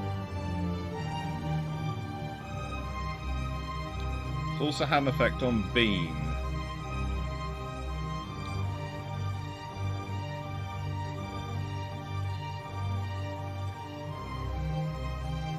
Yeah, this is looking more like it. Induced.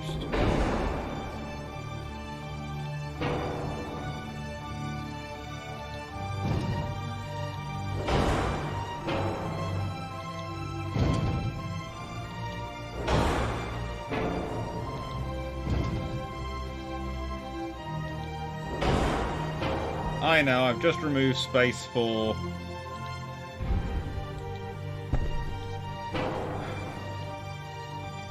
that, but I have a reason for it. Spotter aircraft, no purpose in this game. No use. But... I made it an enhanced Bismarck. There you go. It's got 10, 15-inch guns now. Full weight offset is quite high, though. So,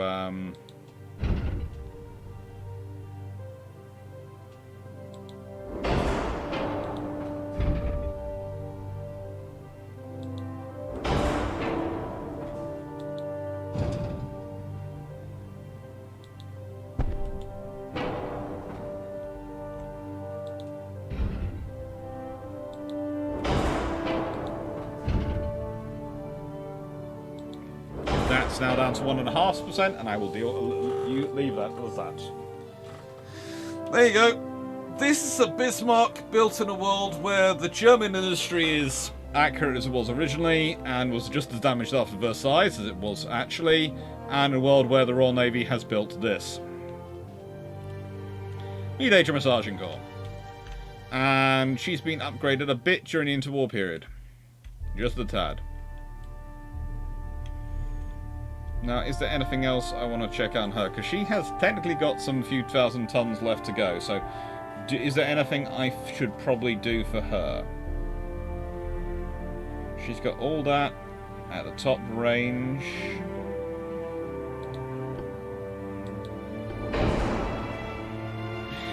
That's evil, but it would work, you know.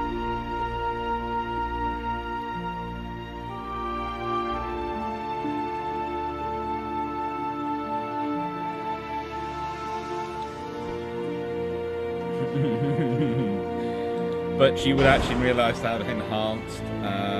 Let's see, anything I can do for her. Halfway offset, 8%, foredeck.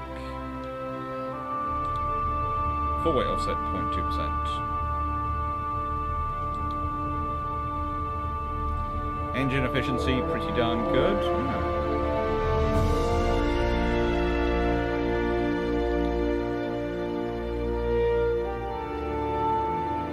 Super heavy 40mm shells. I could fit some secondaries to her, which would be sort of the closest I can get to the 40mm is, of course, the 20mm. So yeah, we'll fit those. The 2-inch guns. We'll fit with some trouble, because in reality they had a lot of them fitted.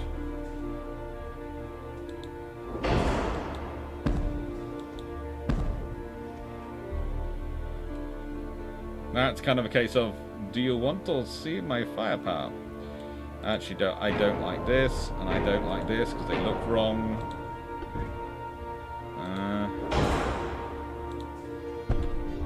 Oh, that's just the designer makes them look wrong. I don't like that. I'm getting rid of that. I don't like that. It looks wrong. And there you go. Plenty of 40mm ACAC now for everyone to enjoy. Maybe add in some more down here.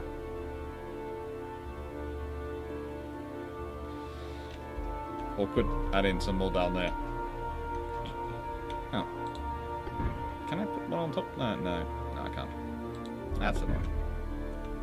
Any in there? No, they still don't look right.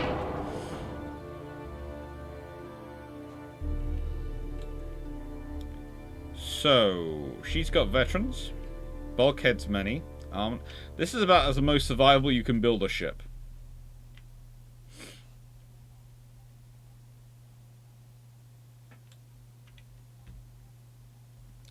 And if we check out our opponent again, just check them out.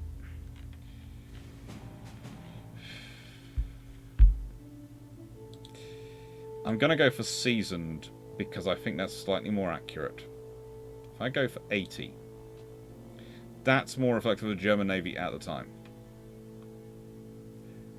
Right then, so this is a version of the Battle of Denmark Straits.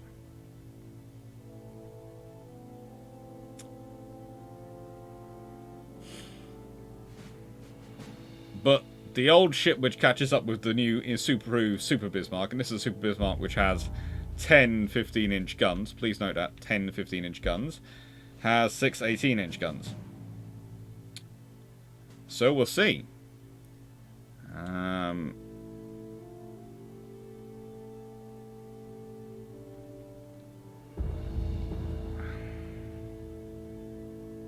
a piercing range 32.5 kilometers. Armor piercing range 26.8 kilometers. I might be ruining the fact I didn't make them 45 cals for this game.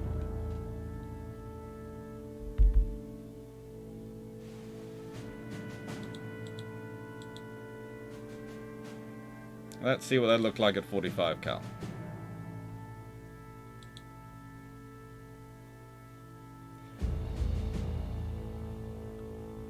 .6 kilometers.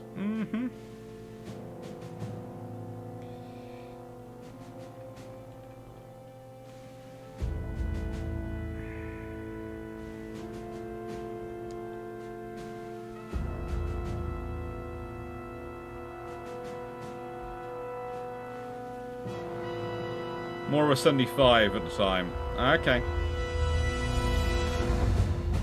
You think they're more a 75. I've given them seasoned. You think they're more a 75. Yep.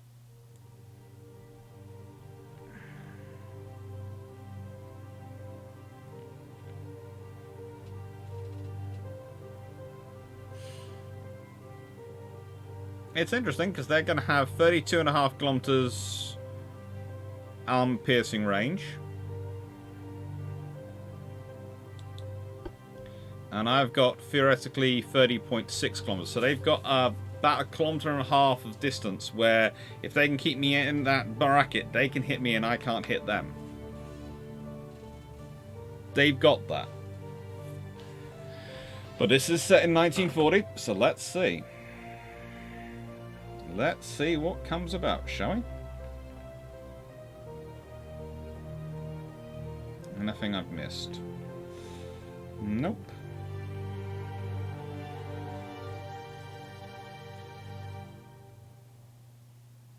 All fine.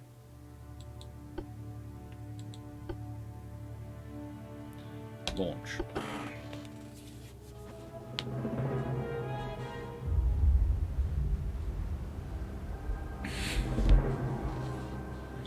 Belfast was a town class, so no, King's Rocket wouldn't be Belfaster. Sadly, although, because that'd be quite a cool one, that name. Right then.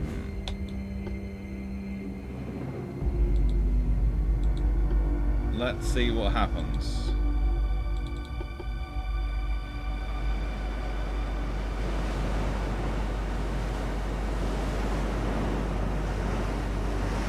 But this is not really a... I still find it interesting because I've fitted it, as I've said, with 5 twin guns because that's the maximum I think the Germans could probably have produced for Bismarck and get it delivered at the same time historically. I'm in the secondary range already.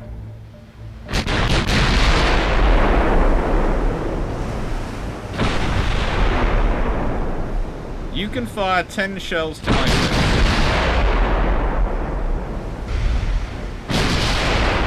And you've got a fairly large amount of these secondaries.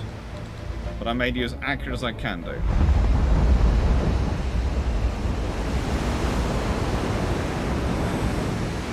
Oh, she looks good. If they're in the secondary range, then I'm worried for them. Because their whole advantage, really, versus these 18-inch guns is holding me at range. But good lord, we don't carry many shells for the 18-inch guns.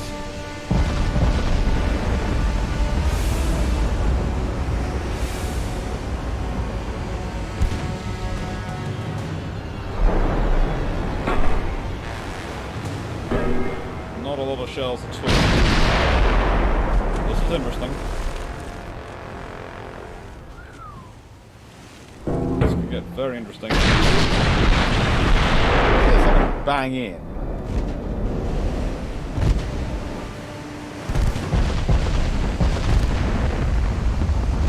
The main advantage this ship has is that its armour is pretty much... well, it's actually thicker than the guns being fired at it. That's its main advantage in life. And it's had its armor upgraded. So it has been through the full modernization. And that does make a difference when you've had your armor upgraded to the latest grades.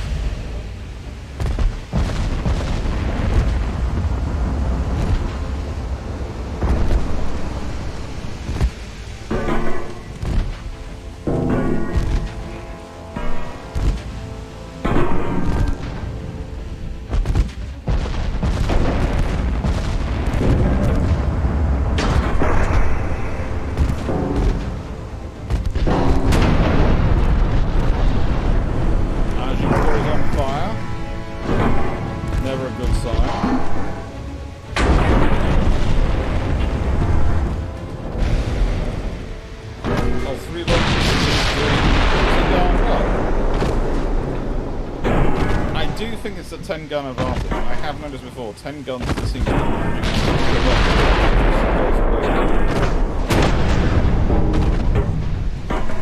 Although, when an 18-inch shell does hit, this hurts.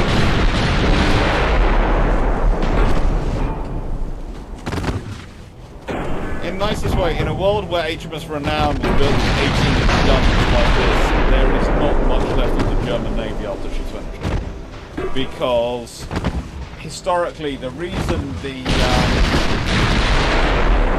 well, let's put it this way. If this was 18-inch gun Renown versus the Gneisenau and Scharnhorst as they were, and the reason they were fitted with 11-inch guns was because that was the maximum they could actually do, that wins. It's a 10-15-inch gun that is their range.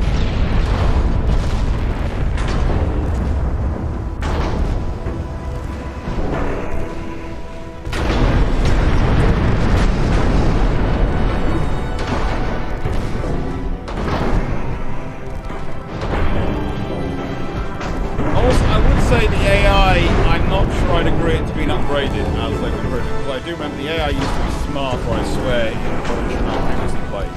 You do less designer ships, but the AI was smarter. It didn't do this. It didn't charge suicidally for 2-inch gun range. Yep.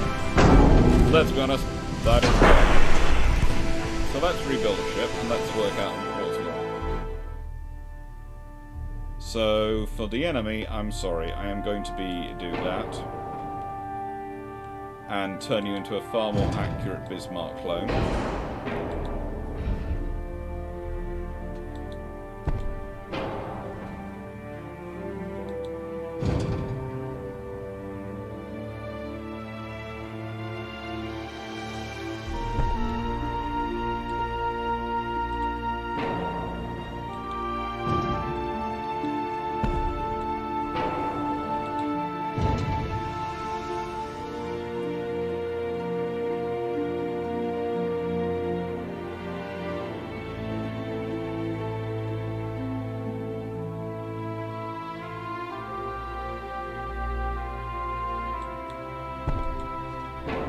So that's a far more accurate version of that.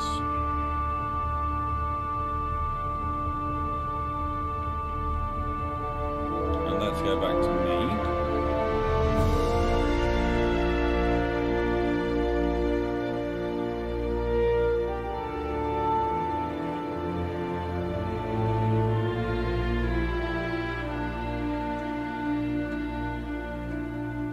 Definitely not enough 6 inches. Yes, I did realise that very quickly. The thing is, these ships seem to be. I think what they've done is they've made the AI so it's standardised throughout, and for a pre-dreadnought, 6-inch guns and getting into that is the actual best option. It is what you do. You get close and you hammer them. But once you're in a dreadnought, you change your characteristics, and the original AI was better for the dreadnoughts and not so good for the pre-dreads. So I understand what they've happened, but they've sort of overcorrected, or rather haven't added in a bit of subtlety to go, is this really the way we go?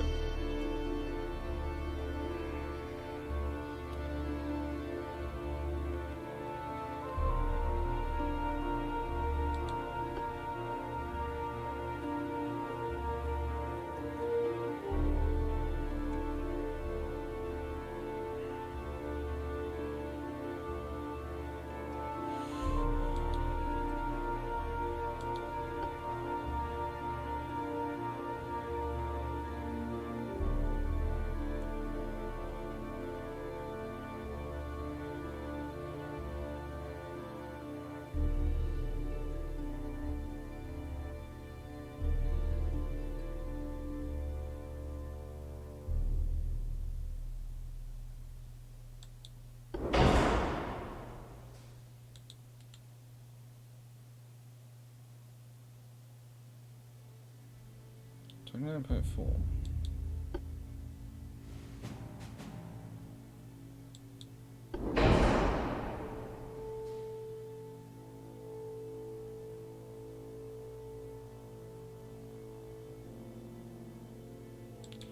That's interesting, because it's supposed to be the other one.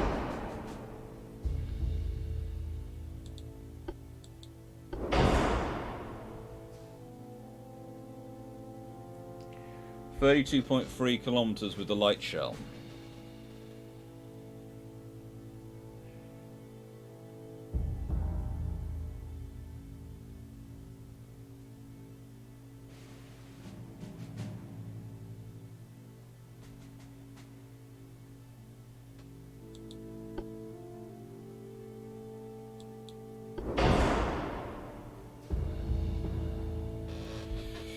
Okay, so I've played around the shells to give it a bit of an extra range.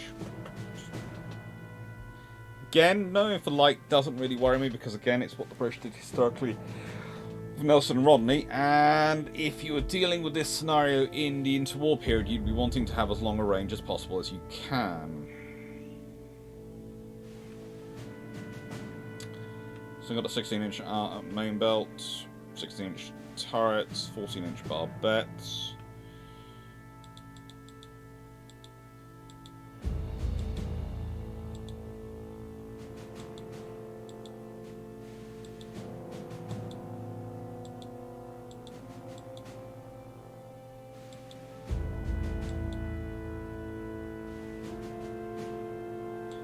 I've gone for one of the theorised ones, which is 16-inch barbette, 16-inch barbette, because there was a sort of idea about doing that. They need to have the option to choose the AI's attack strategy during the combat phase. That would be definitely a good idea to do, or be able to choose a strategy. Sort of go when you've got selecting the AI captains, go do it this strategy. Because the trouble is with coordinating it all yourself and running the whole ship, and watching the enemy and doing all the other things, you can do it all. You can do it all. And it is tempting to do it all, but it's also...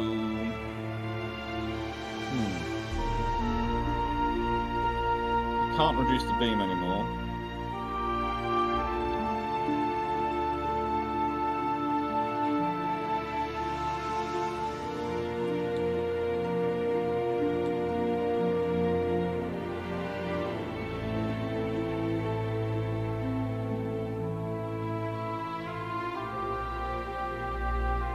That does reduce the roll by a bit, but I've still now got aft offset by 1.4%.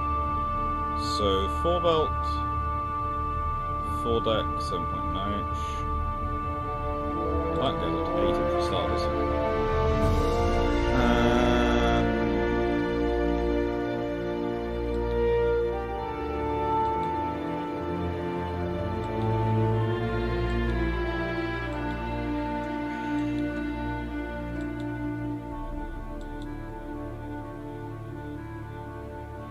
Superstructure's now at 6 inches of armour.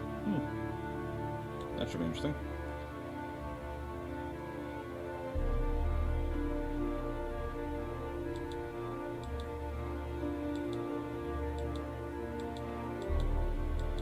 Let's give the 4-inch gun some protection.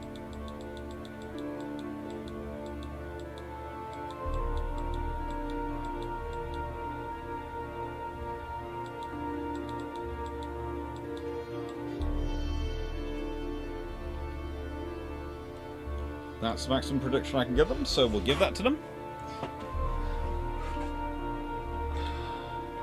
Not historically a maximum protection given to them. Then yeah, that should do.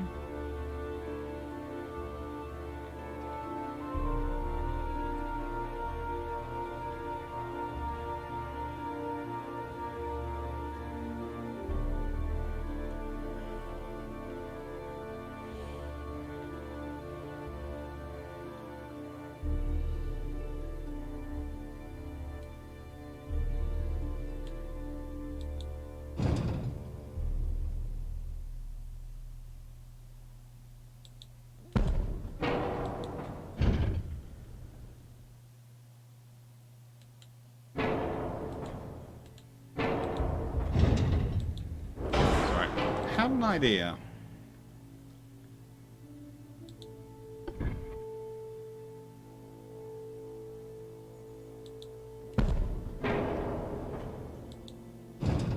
No, that's too big for that.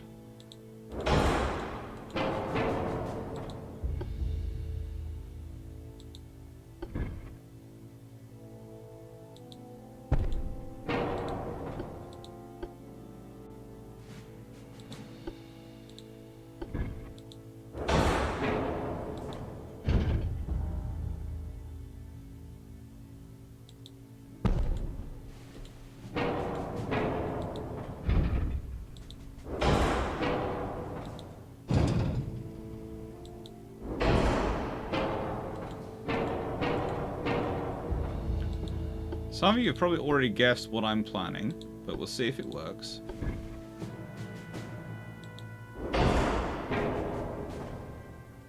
Okay, this might be someone's nightmare.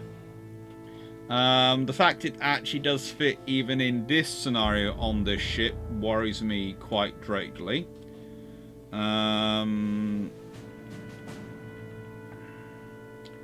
we'll see what we can do.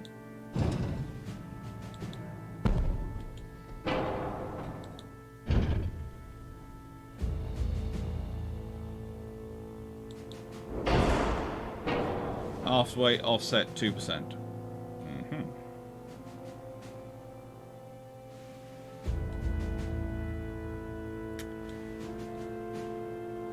Secondary guns, 6-inch twins.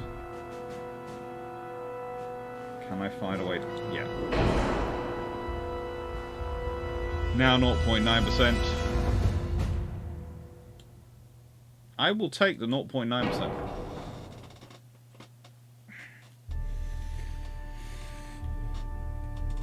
I know there's not enough 6 inches, but this is a Queen Elizabeth class style hull with 8 18-inch guns on it, which are all sort of, well, they're 45s rather than 42s, but that's because for some reason they have a huge bias against the 42s.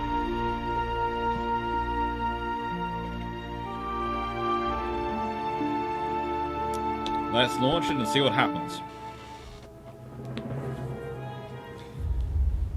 In any scenario in which you did have this happen, a upgraded Agincourt, which was built with 8 18-inch guns, versus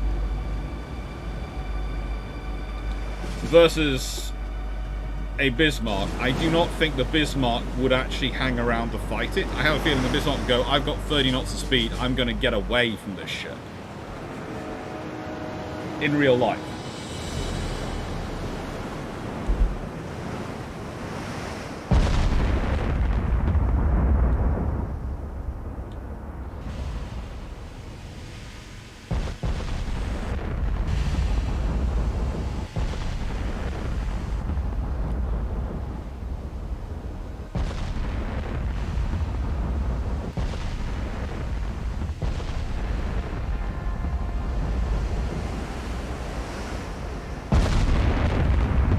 Don't get into 6-inch into close range. Keep it at a distance. I'm going to watch you to keep you at a distance.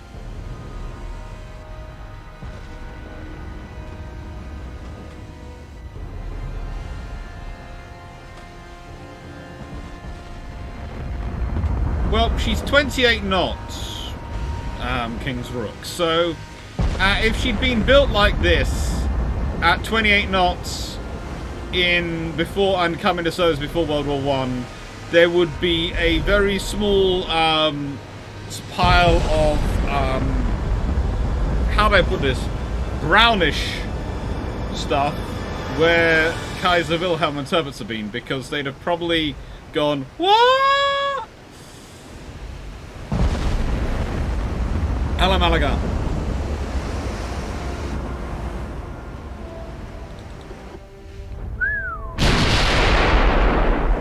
So, this is turbines of some kind, or Australian, probably Australian.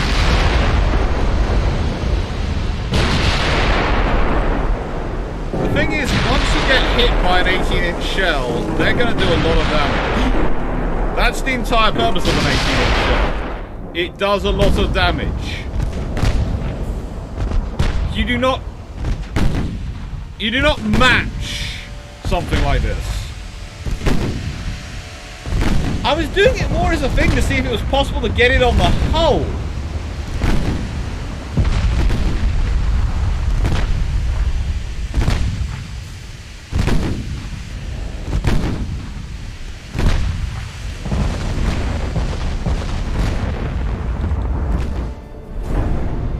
Yes, lucky for you, you've got within the 6-inch and 5.9-inch gun range.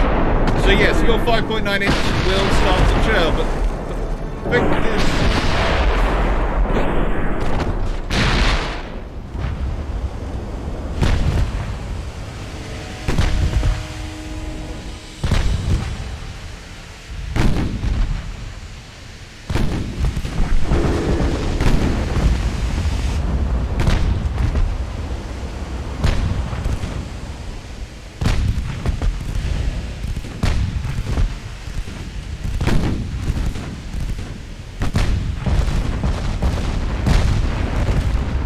This is the trouble.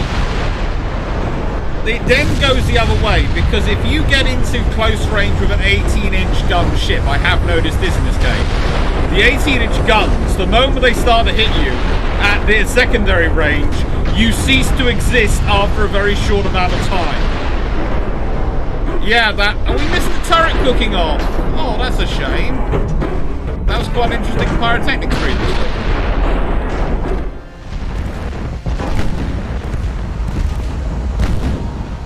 The trouble is, an 18-inch gun ship in this built-in Model 1 period, etc., is not so much...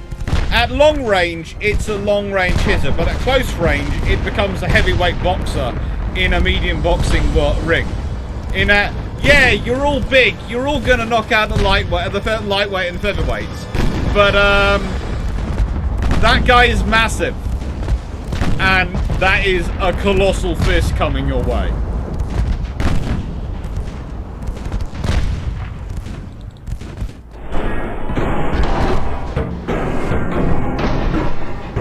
Yeah.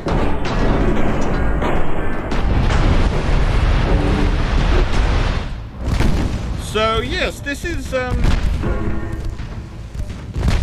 suppose the next thing I have to have it fight is a Yamato I build on this, don't I? I have to build a Yamato for it to fight and just see what happens. But also, imagine what the rest of the world produces if this comes into service prior to World War I. If something with 8 18-inch guns comes into service in the Royal Navy and goes, yeah, that's our fleet flagship. Honestly, we're only building one. Everyone else is going to go, mummy.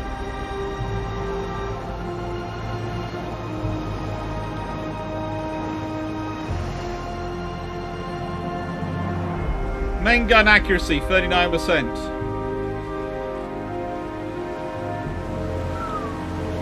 No. We're gonna have to go to Japan, aren't we?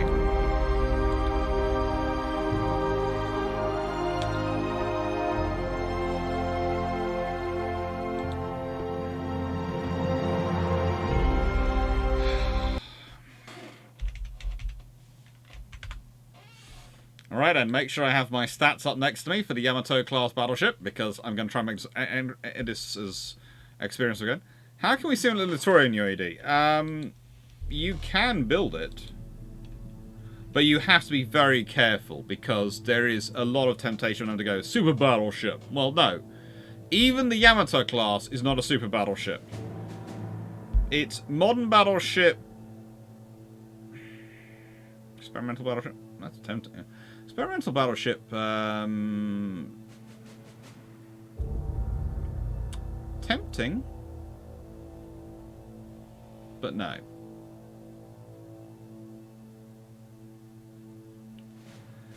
We'll go with modern battleship because that's more like it. Main tower. The super duper pagoda.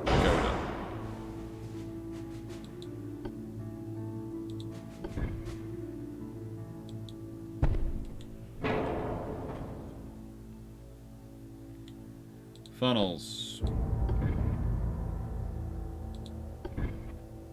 Let's see. Have a look at Yamato. Yeah, it's a funnel like that, isn't it? Super funnel medium.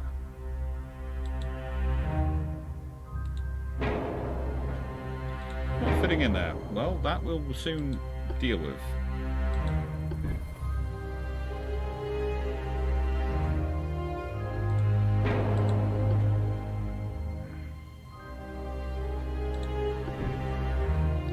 Do that, but that's not as realistic to the actual design as that. That's more realistic, but that won't fit the tunnels. The funnels. Why do you design a system that won't fit the tunnel?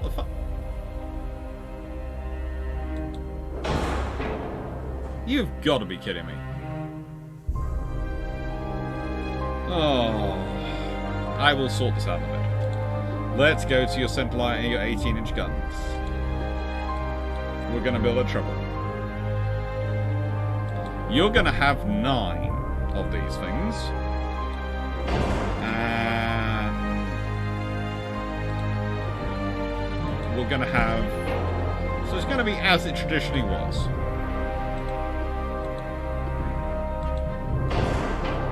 Even though I'm fairly sure in a world where the British have an 18-inch gun battleship, the Japanese built something with 20-inch guns.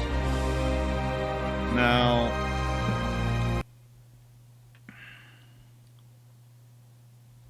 their top speed, as they were built for, and let's be honest, the Japanese didn't waste anything, was 27 knots.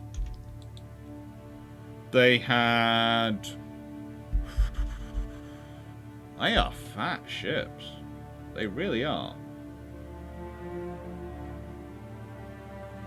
They are fat. Let's give them a 5% bit extra beam. Let's be honest, they're Japanese, so they're going to be fair, experienced crews, so I can't give them anything less than veterans and standard. Well, they did as tight a quarter as possible. I'm going to give them a standard. Oil Fuel down to that one, because their engines weren't quite as good. Induced, that should do. They did have geared turbines. Diesel electric auxiliary system would be nice. Shaft technology, yes, we'll do that. Wood, and oh, of course we're going to do vegetarian possible. Crop free, no, they had about that. Give them the. Again, they were heavily armoured, they were modern designs, they had everything like that.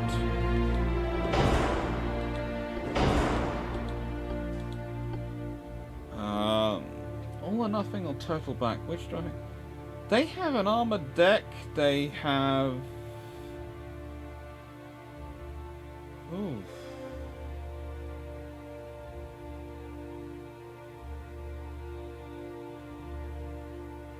I go for turtleback actually for them. Enhanced, and again, I'm not a monster. Electrohydraulic. Did they use stereoscopic or coincidence in these? They had, I think they had coincidence. They could be the British style. Did they have sonar? Memory. They had hydro, didn't they?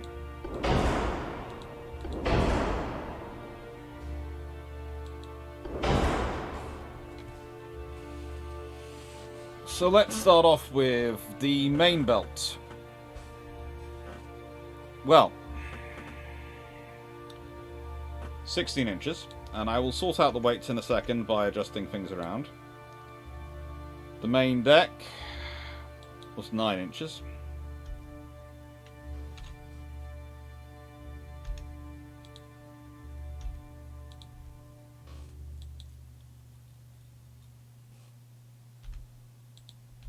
That's 9 all the way over.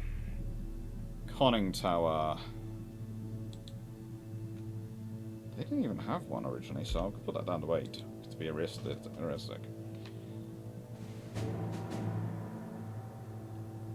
So, the armour on the face of the main turrets was 26 inches. So yeah, it's overweight. They are 18-inch guns, 51 cal. Now, the Japanese had 18.1-inch guns, and they were not 51 cal, they were 46 cal. So let's go to Sarda's diameter 18-inch, and take them down to 46 cal.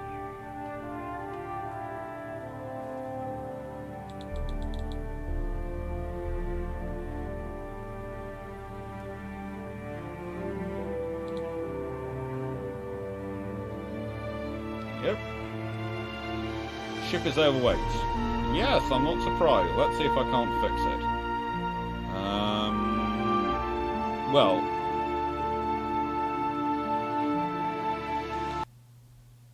their actual range was 13,000 kilometers at 16 knots. So don't take this wrong way, but I don't think 14,000 kilometers at 27 knots is the right percent.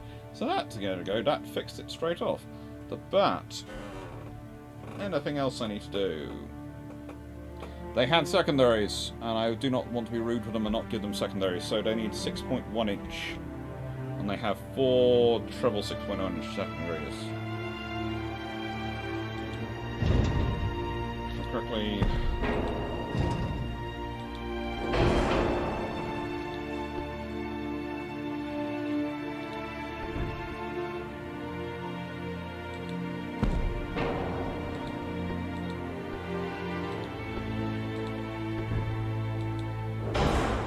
So.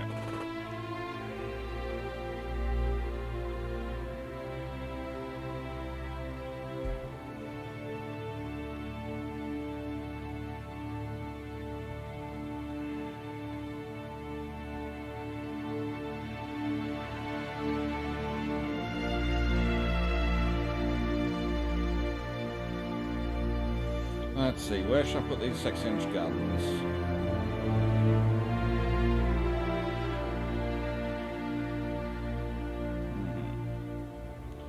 Two midships and one aft. Well, that's easy enough to do. I want to put you there.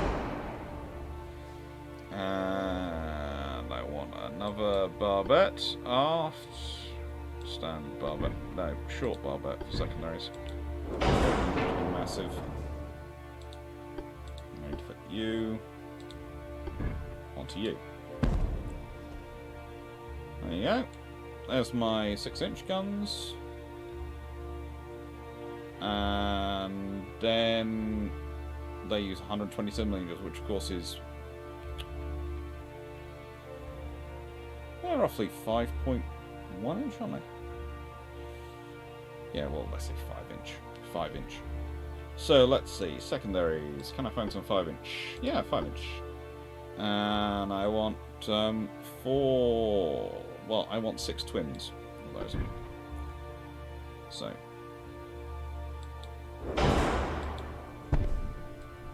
Six there, and there. Should do. And I want 8 triple 1 inches. Well, I can't get 1-inch guns in this game. No torpedoes, so yes, that's about all I can do.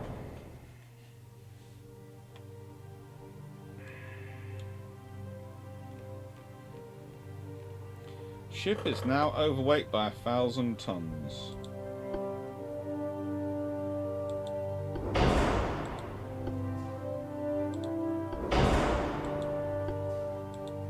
Let's see what we can do. What have I given it in terms of auxiliary? Diesel electric auxiliary system. It was auxiliary diesel, so that's more likely.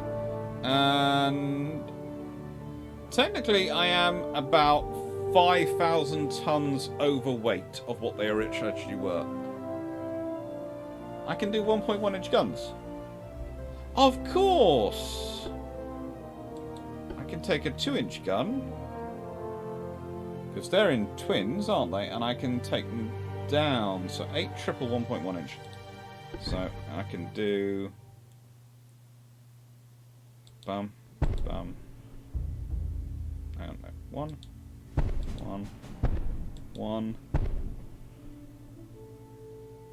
And done. And I can go to them and I can take them down, can't I?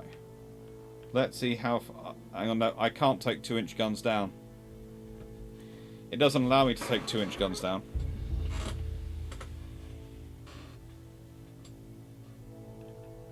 It's got the 12 6-inch guns. It's got everything it needs.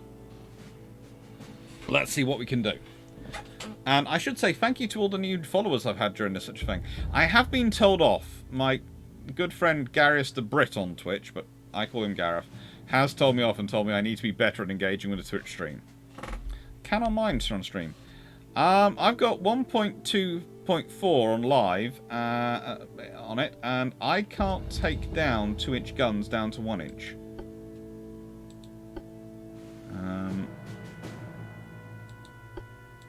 Maybe on a single I can. I'm not sure, but I can't on the I can't on these ones.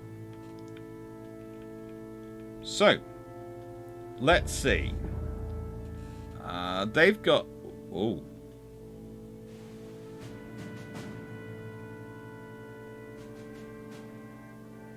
Well, we're going to see what happens, because I've done everything as accurate history as I can. In my scenario, I'd be thinking that maybe that takes us down to 75. I think so.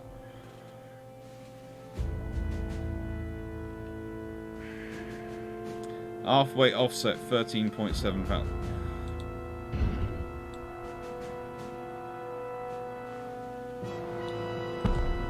Let's move everything forward a bit.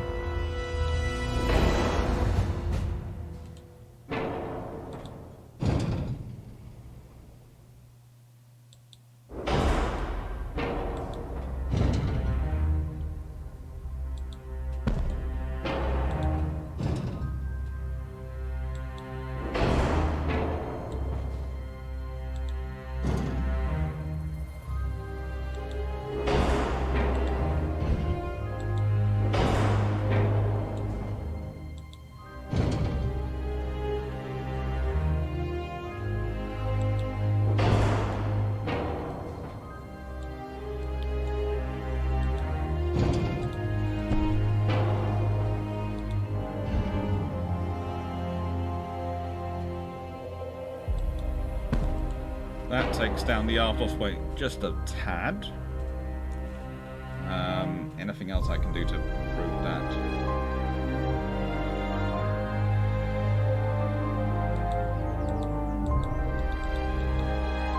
We are horrendously overweight compared to them in reality, but why is port weight offset? Why is it more heavy on port than starboard by 0.1%?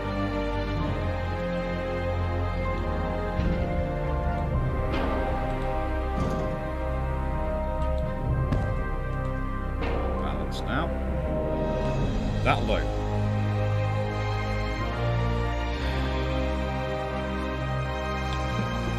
Let's see what happens, shall we? Hello, Fisher.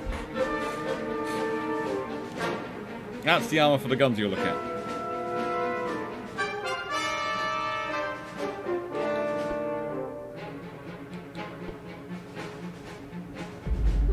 Let's go back to rebuild ship just to check, because we go to the 2.2. Did it? Go down to the generic armor, gun caliber turrets. This is their gun calibers, and oh, I can take the 200. Okay, sorry, I was looking at the wrong thing. They are now down to the 1.1 inch. Thank you for correcting me on that one. They are now pathetically useless. Oh, this doesn't improve matters for them. It does take more than one launch. Yeah. Honestly, CD Cameron, that was a bit of an extra advantage we were given to them.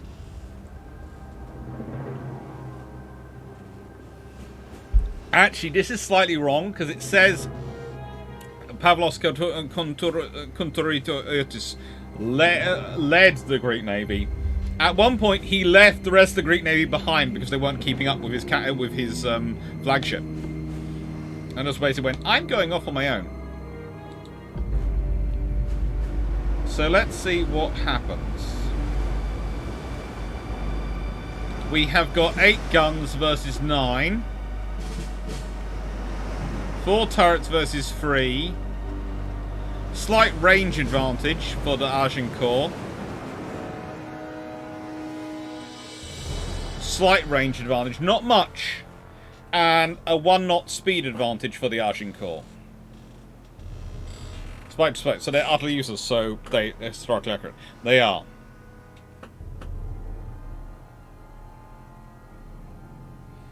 Yeah, replicating the shell dispersion issues on the Torio is not something the game can really do, because the game is not designed to think of things being that badly made.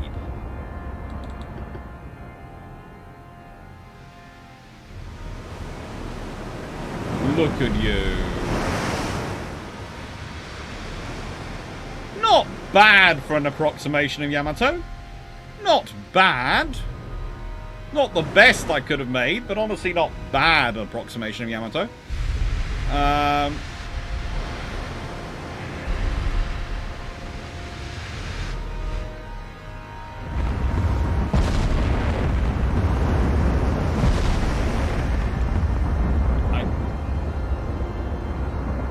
Main gun fire mode. Save. Turn the flagship. I know you're firing at long range and you're enjoying this, but I have no desire of running out of shells like we did in an earlier battle. So I'm going to modify the AI a bit, an inclination. You're only poodling along at 24 knots because you can.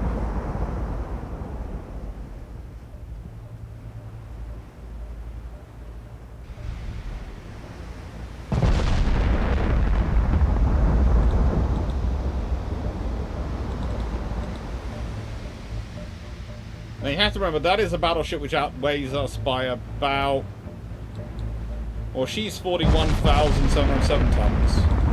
And this is 76,000 tons, so it outweighs it by about 35,000 tons. So the difference in weight between these two ships is the same as a Treaty-class battleship.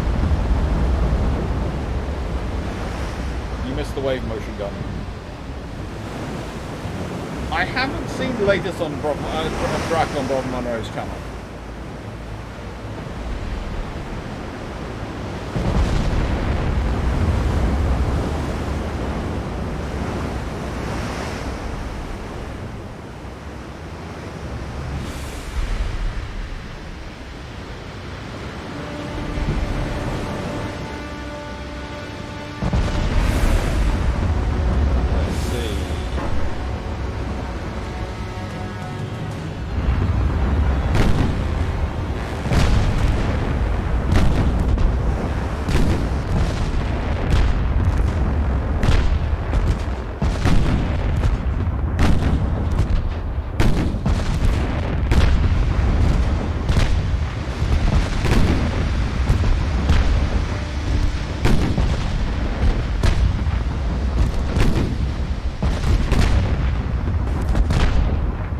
Now really, this is a good test, and I know I've gone a bit quiet, I shouldn't be, but this is a good test of the whole 4 twins or 3 triples, which is the better formation.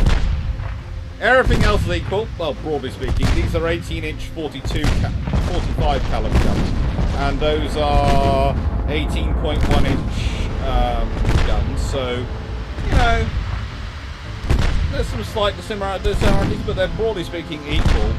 And you, of course, have 4 twins versus 3 triples. One gives you 1 more gun, one gives you 1 more turret.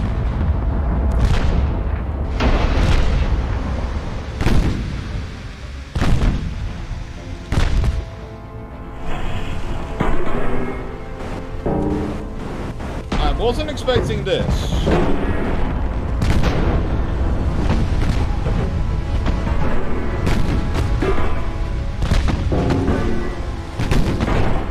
Okay.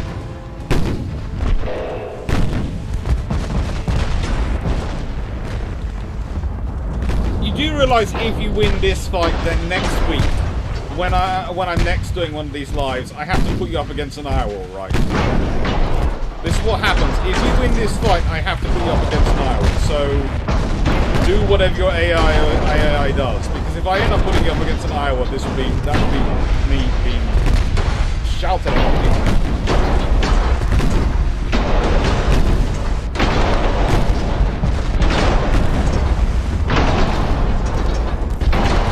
Mines are always good at giving you an advantage in that sort of scenario.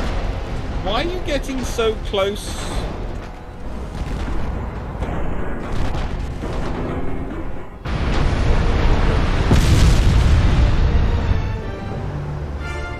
Okay, the AI heard I was threatening them in an hour, but why were they getting so close?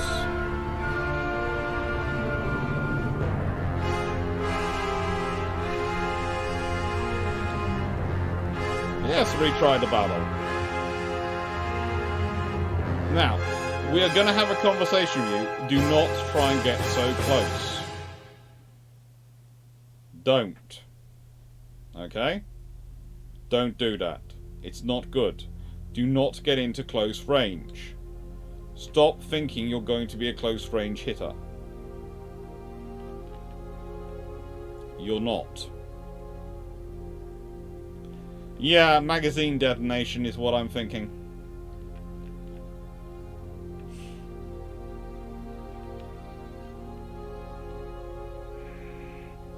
But she's already got maximum reinforced bulkheads.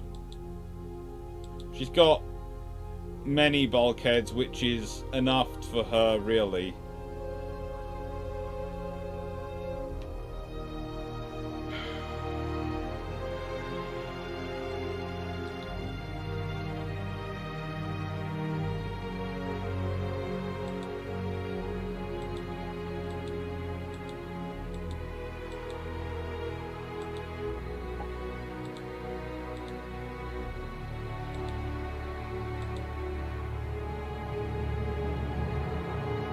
That should give her a bit more survivability on her deck armor.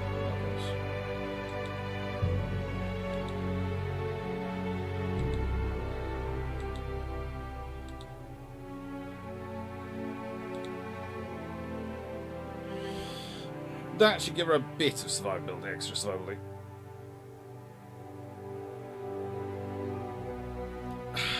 But it's not much of a change, really. Ooh, Porter class. I like the Porter class. So, stop getting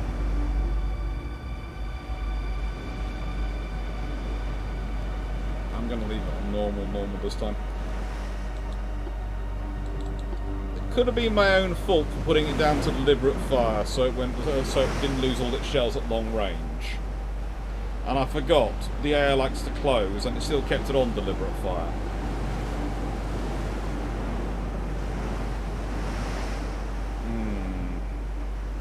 We'll see. But the whole thing is, this actually has a range advantage.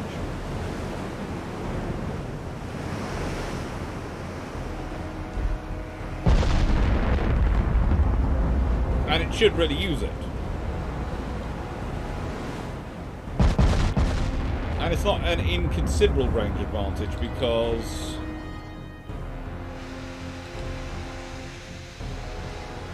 it's also got a 1 knot speed advantage. So in reality, if you're engaging at maximum range, this should never be able to close that close to you.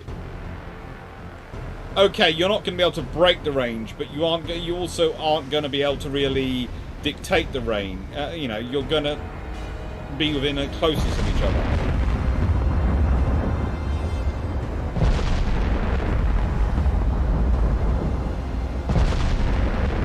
Alright, let's watch her, and let's watch the damage stats and what comes in.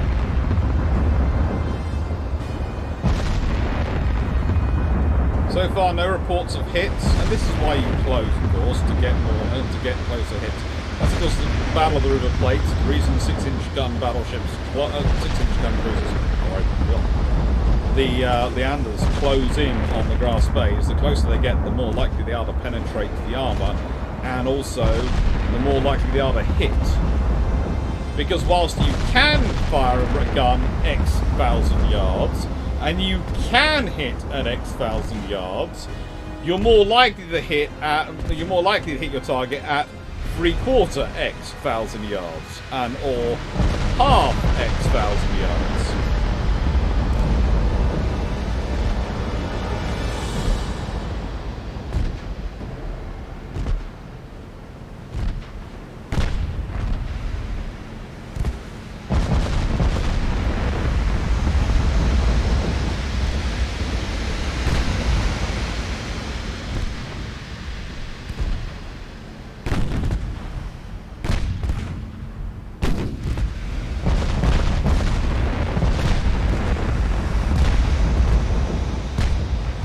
There is one good thing about this game that is really, really good.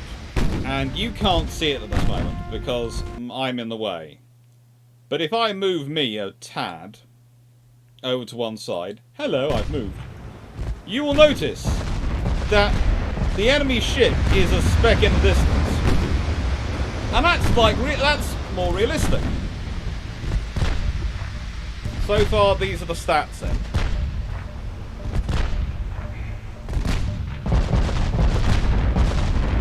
Oh, please tell me you've not got into 6-inch gun range. Snaggy sim...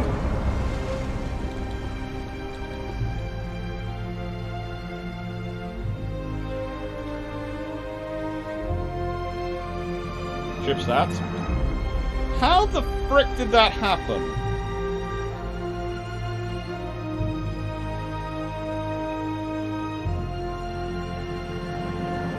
Magazine... I think you're right, King's Rook. I think it literally is. Yes, we'll play again. Basically, if you get a magazine detonation, this is it's endgame. It is. It's a burning speck in the distance, Spike.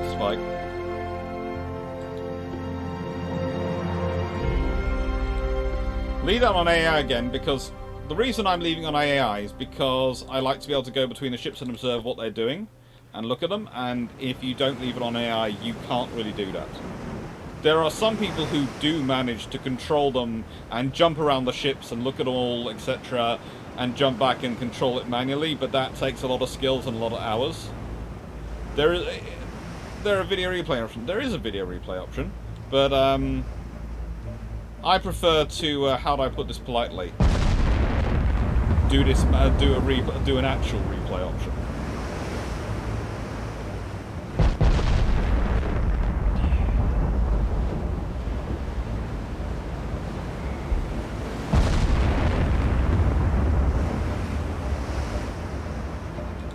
Let's go look at this vessel.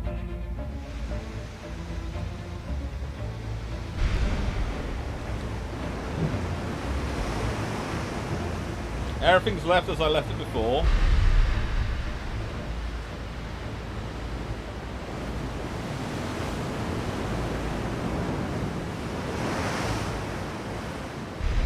That is very true, Cameron. A 18-inch gunship has to have a large area for its shells.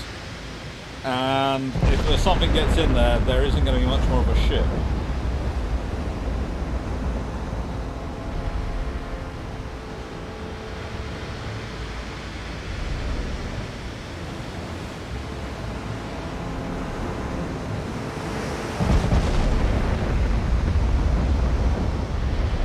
Sure who's looking at the ship and thinking cruiser at this precise moment, but they're absolutely, of course, completely wrong. But there again, it's not firing back at the moment.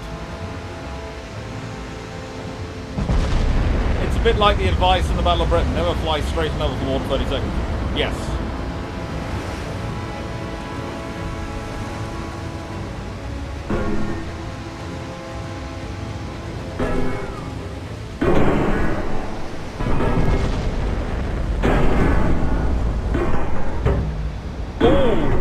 Starting to get hit.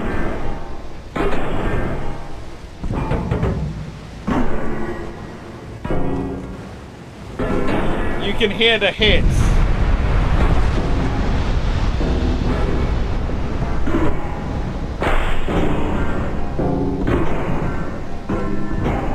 And if you look at the engage side, you can actually see them coming in.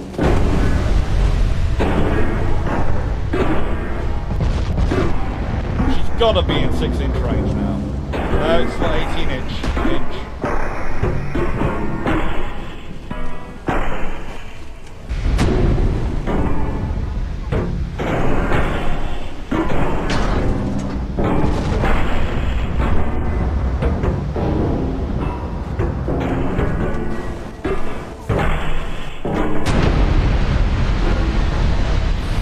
Fudgesicle. I think this is what happened last time.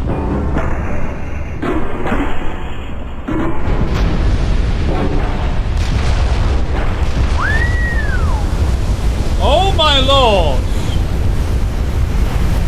Yeah, it's a magazine hit. That was a magazine hit. Definitely, I think we can all agree the magazine was hit then. Yeah. Citadel hit and magazine hit. So, the lesson of the whole history that we've been looking at now, and I am going to finish at this point because it's 6 o'clock. It's my work week is done. I will be on again on Brew Ships on Sunday, and I will be doing a Twitch stream on Sunday, but I don't consider those work. I always consider them fun. But yes, I will leave you looking at what basically I will term the Super Agincourt, because my belief is Agincourt was going to be a 6-gun ship. If they'd actually built this thing, I think there would have been a good reason for a lot of people to run away very worried. And modernized in World War II, it would obviously been an absolute predator.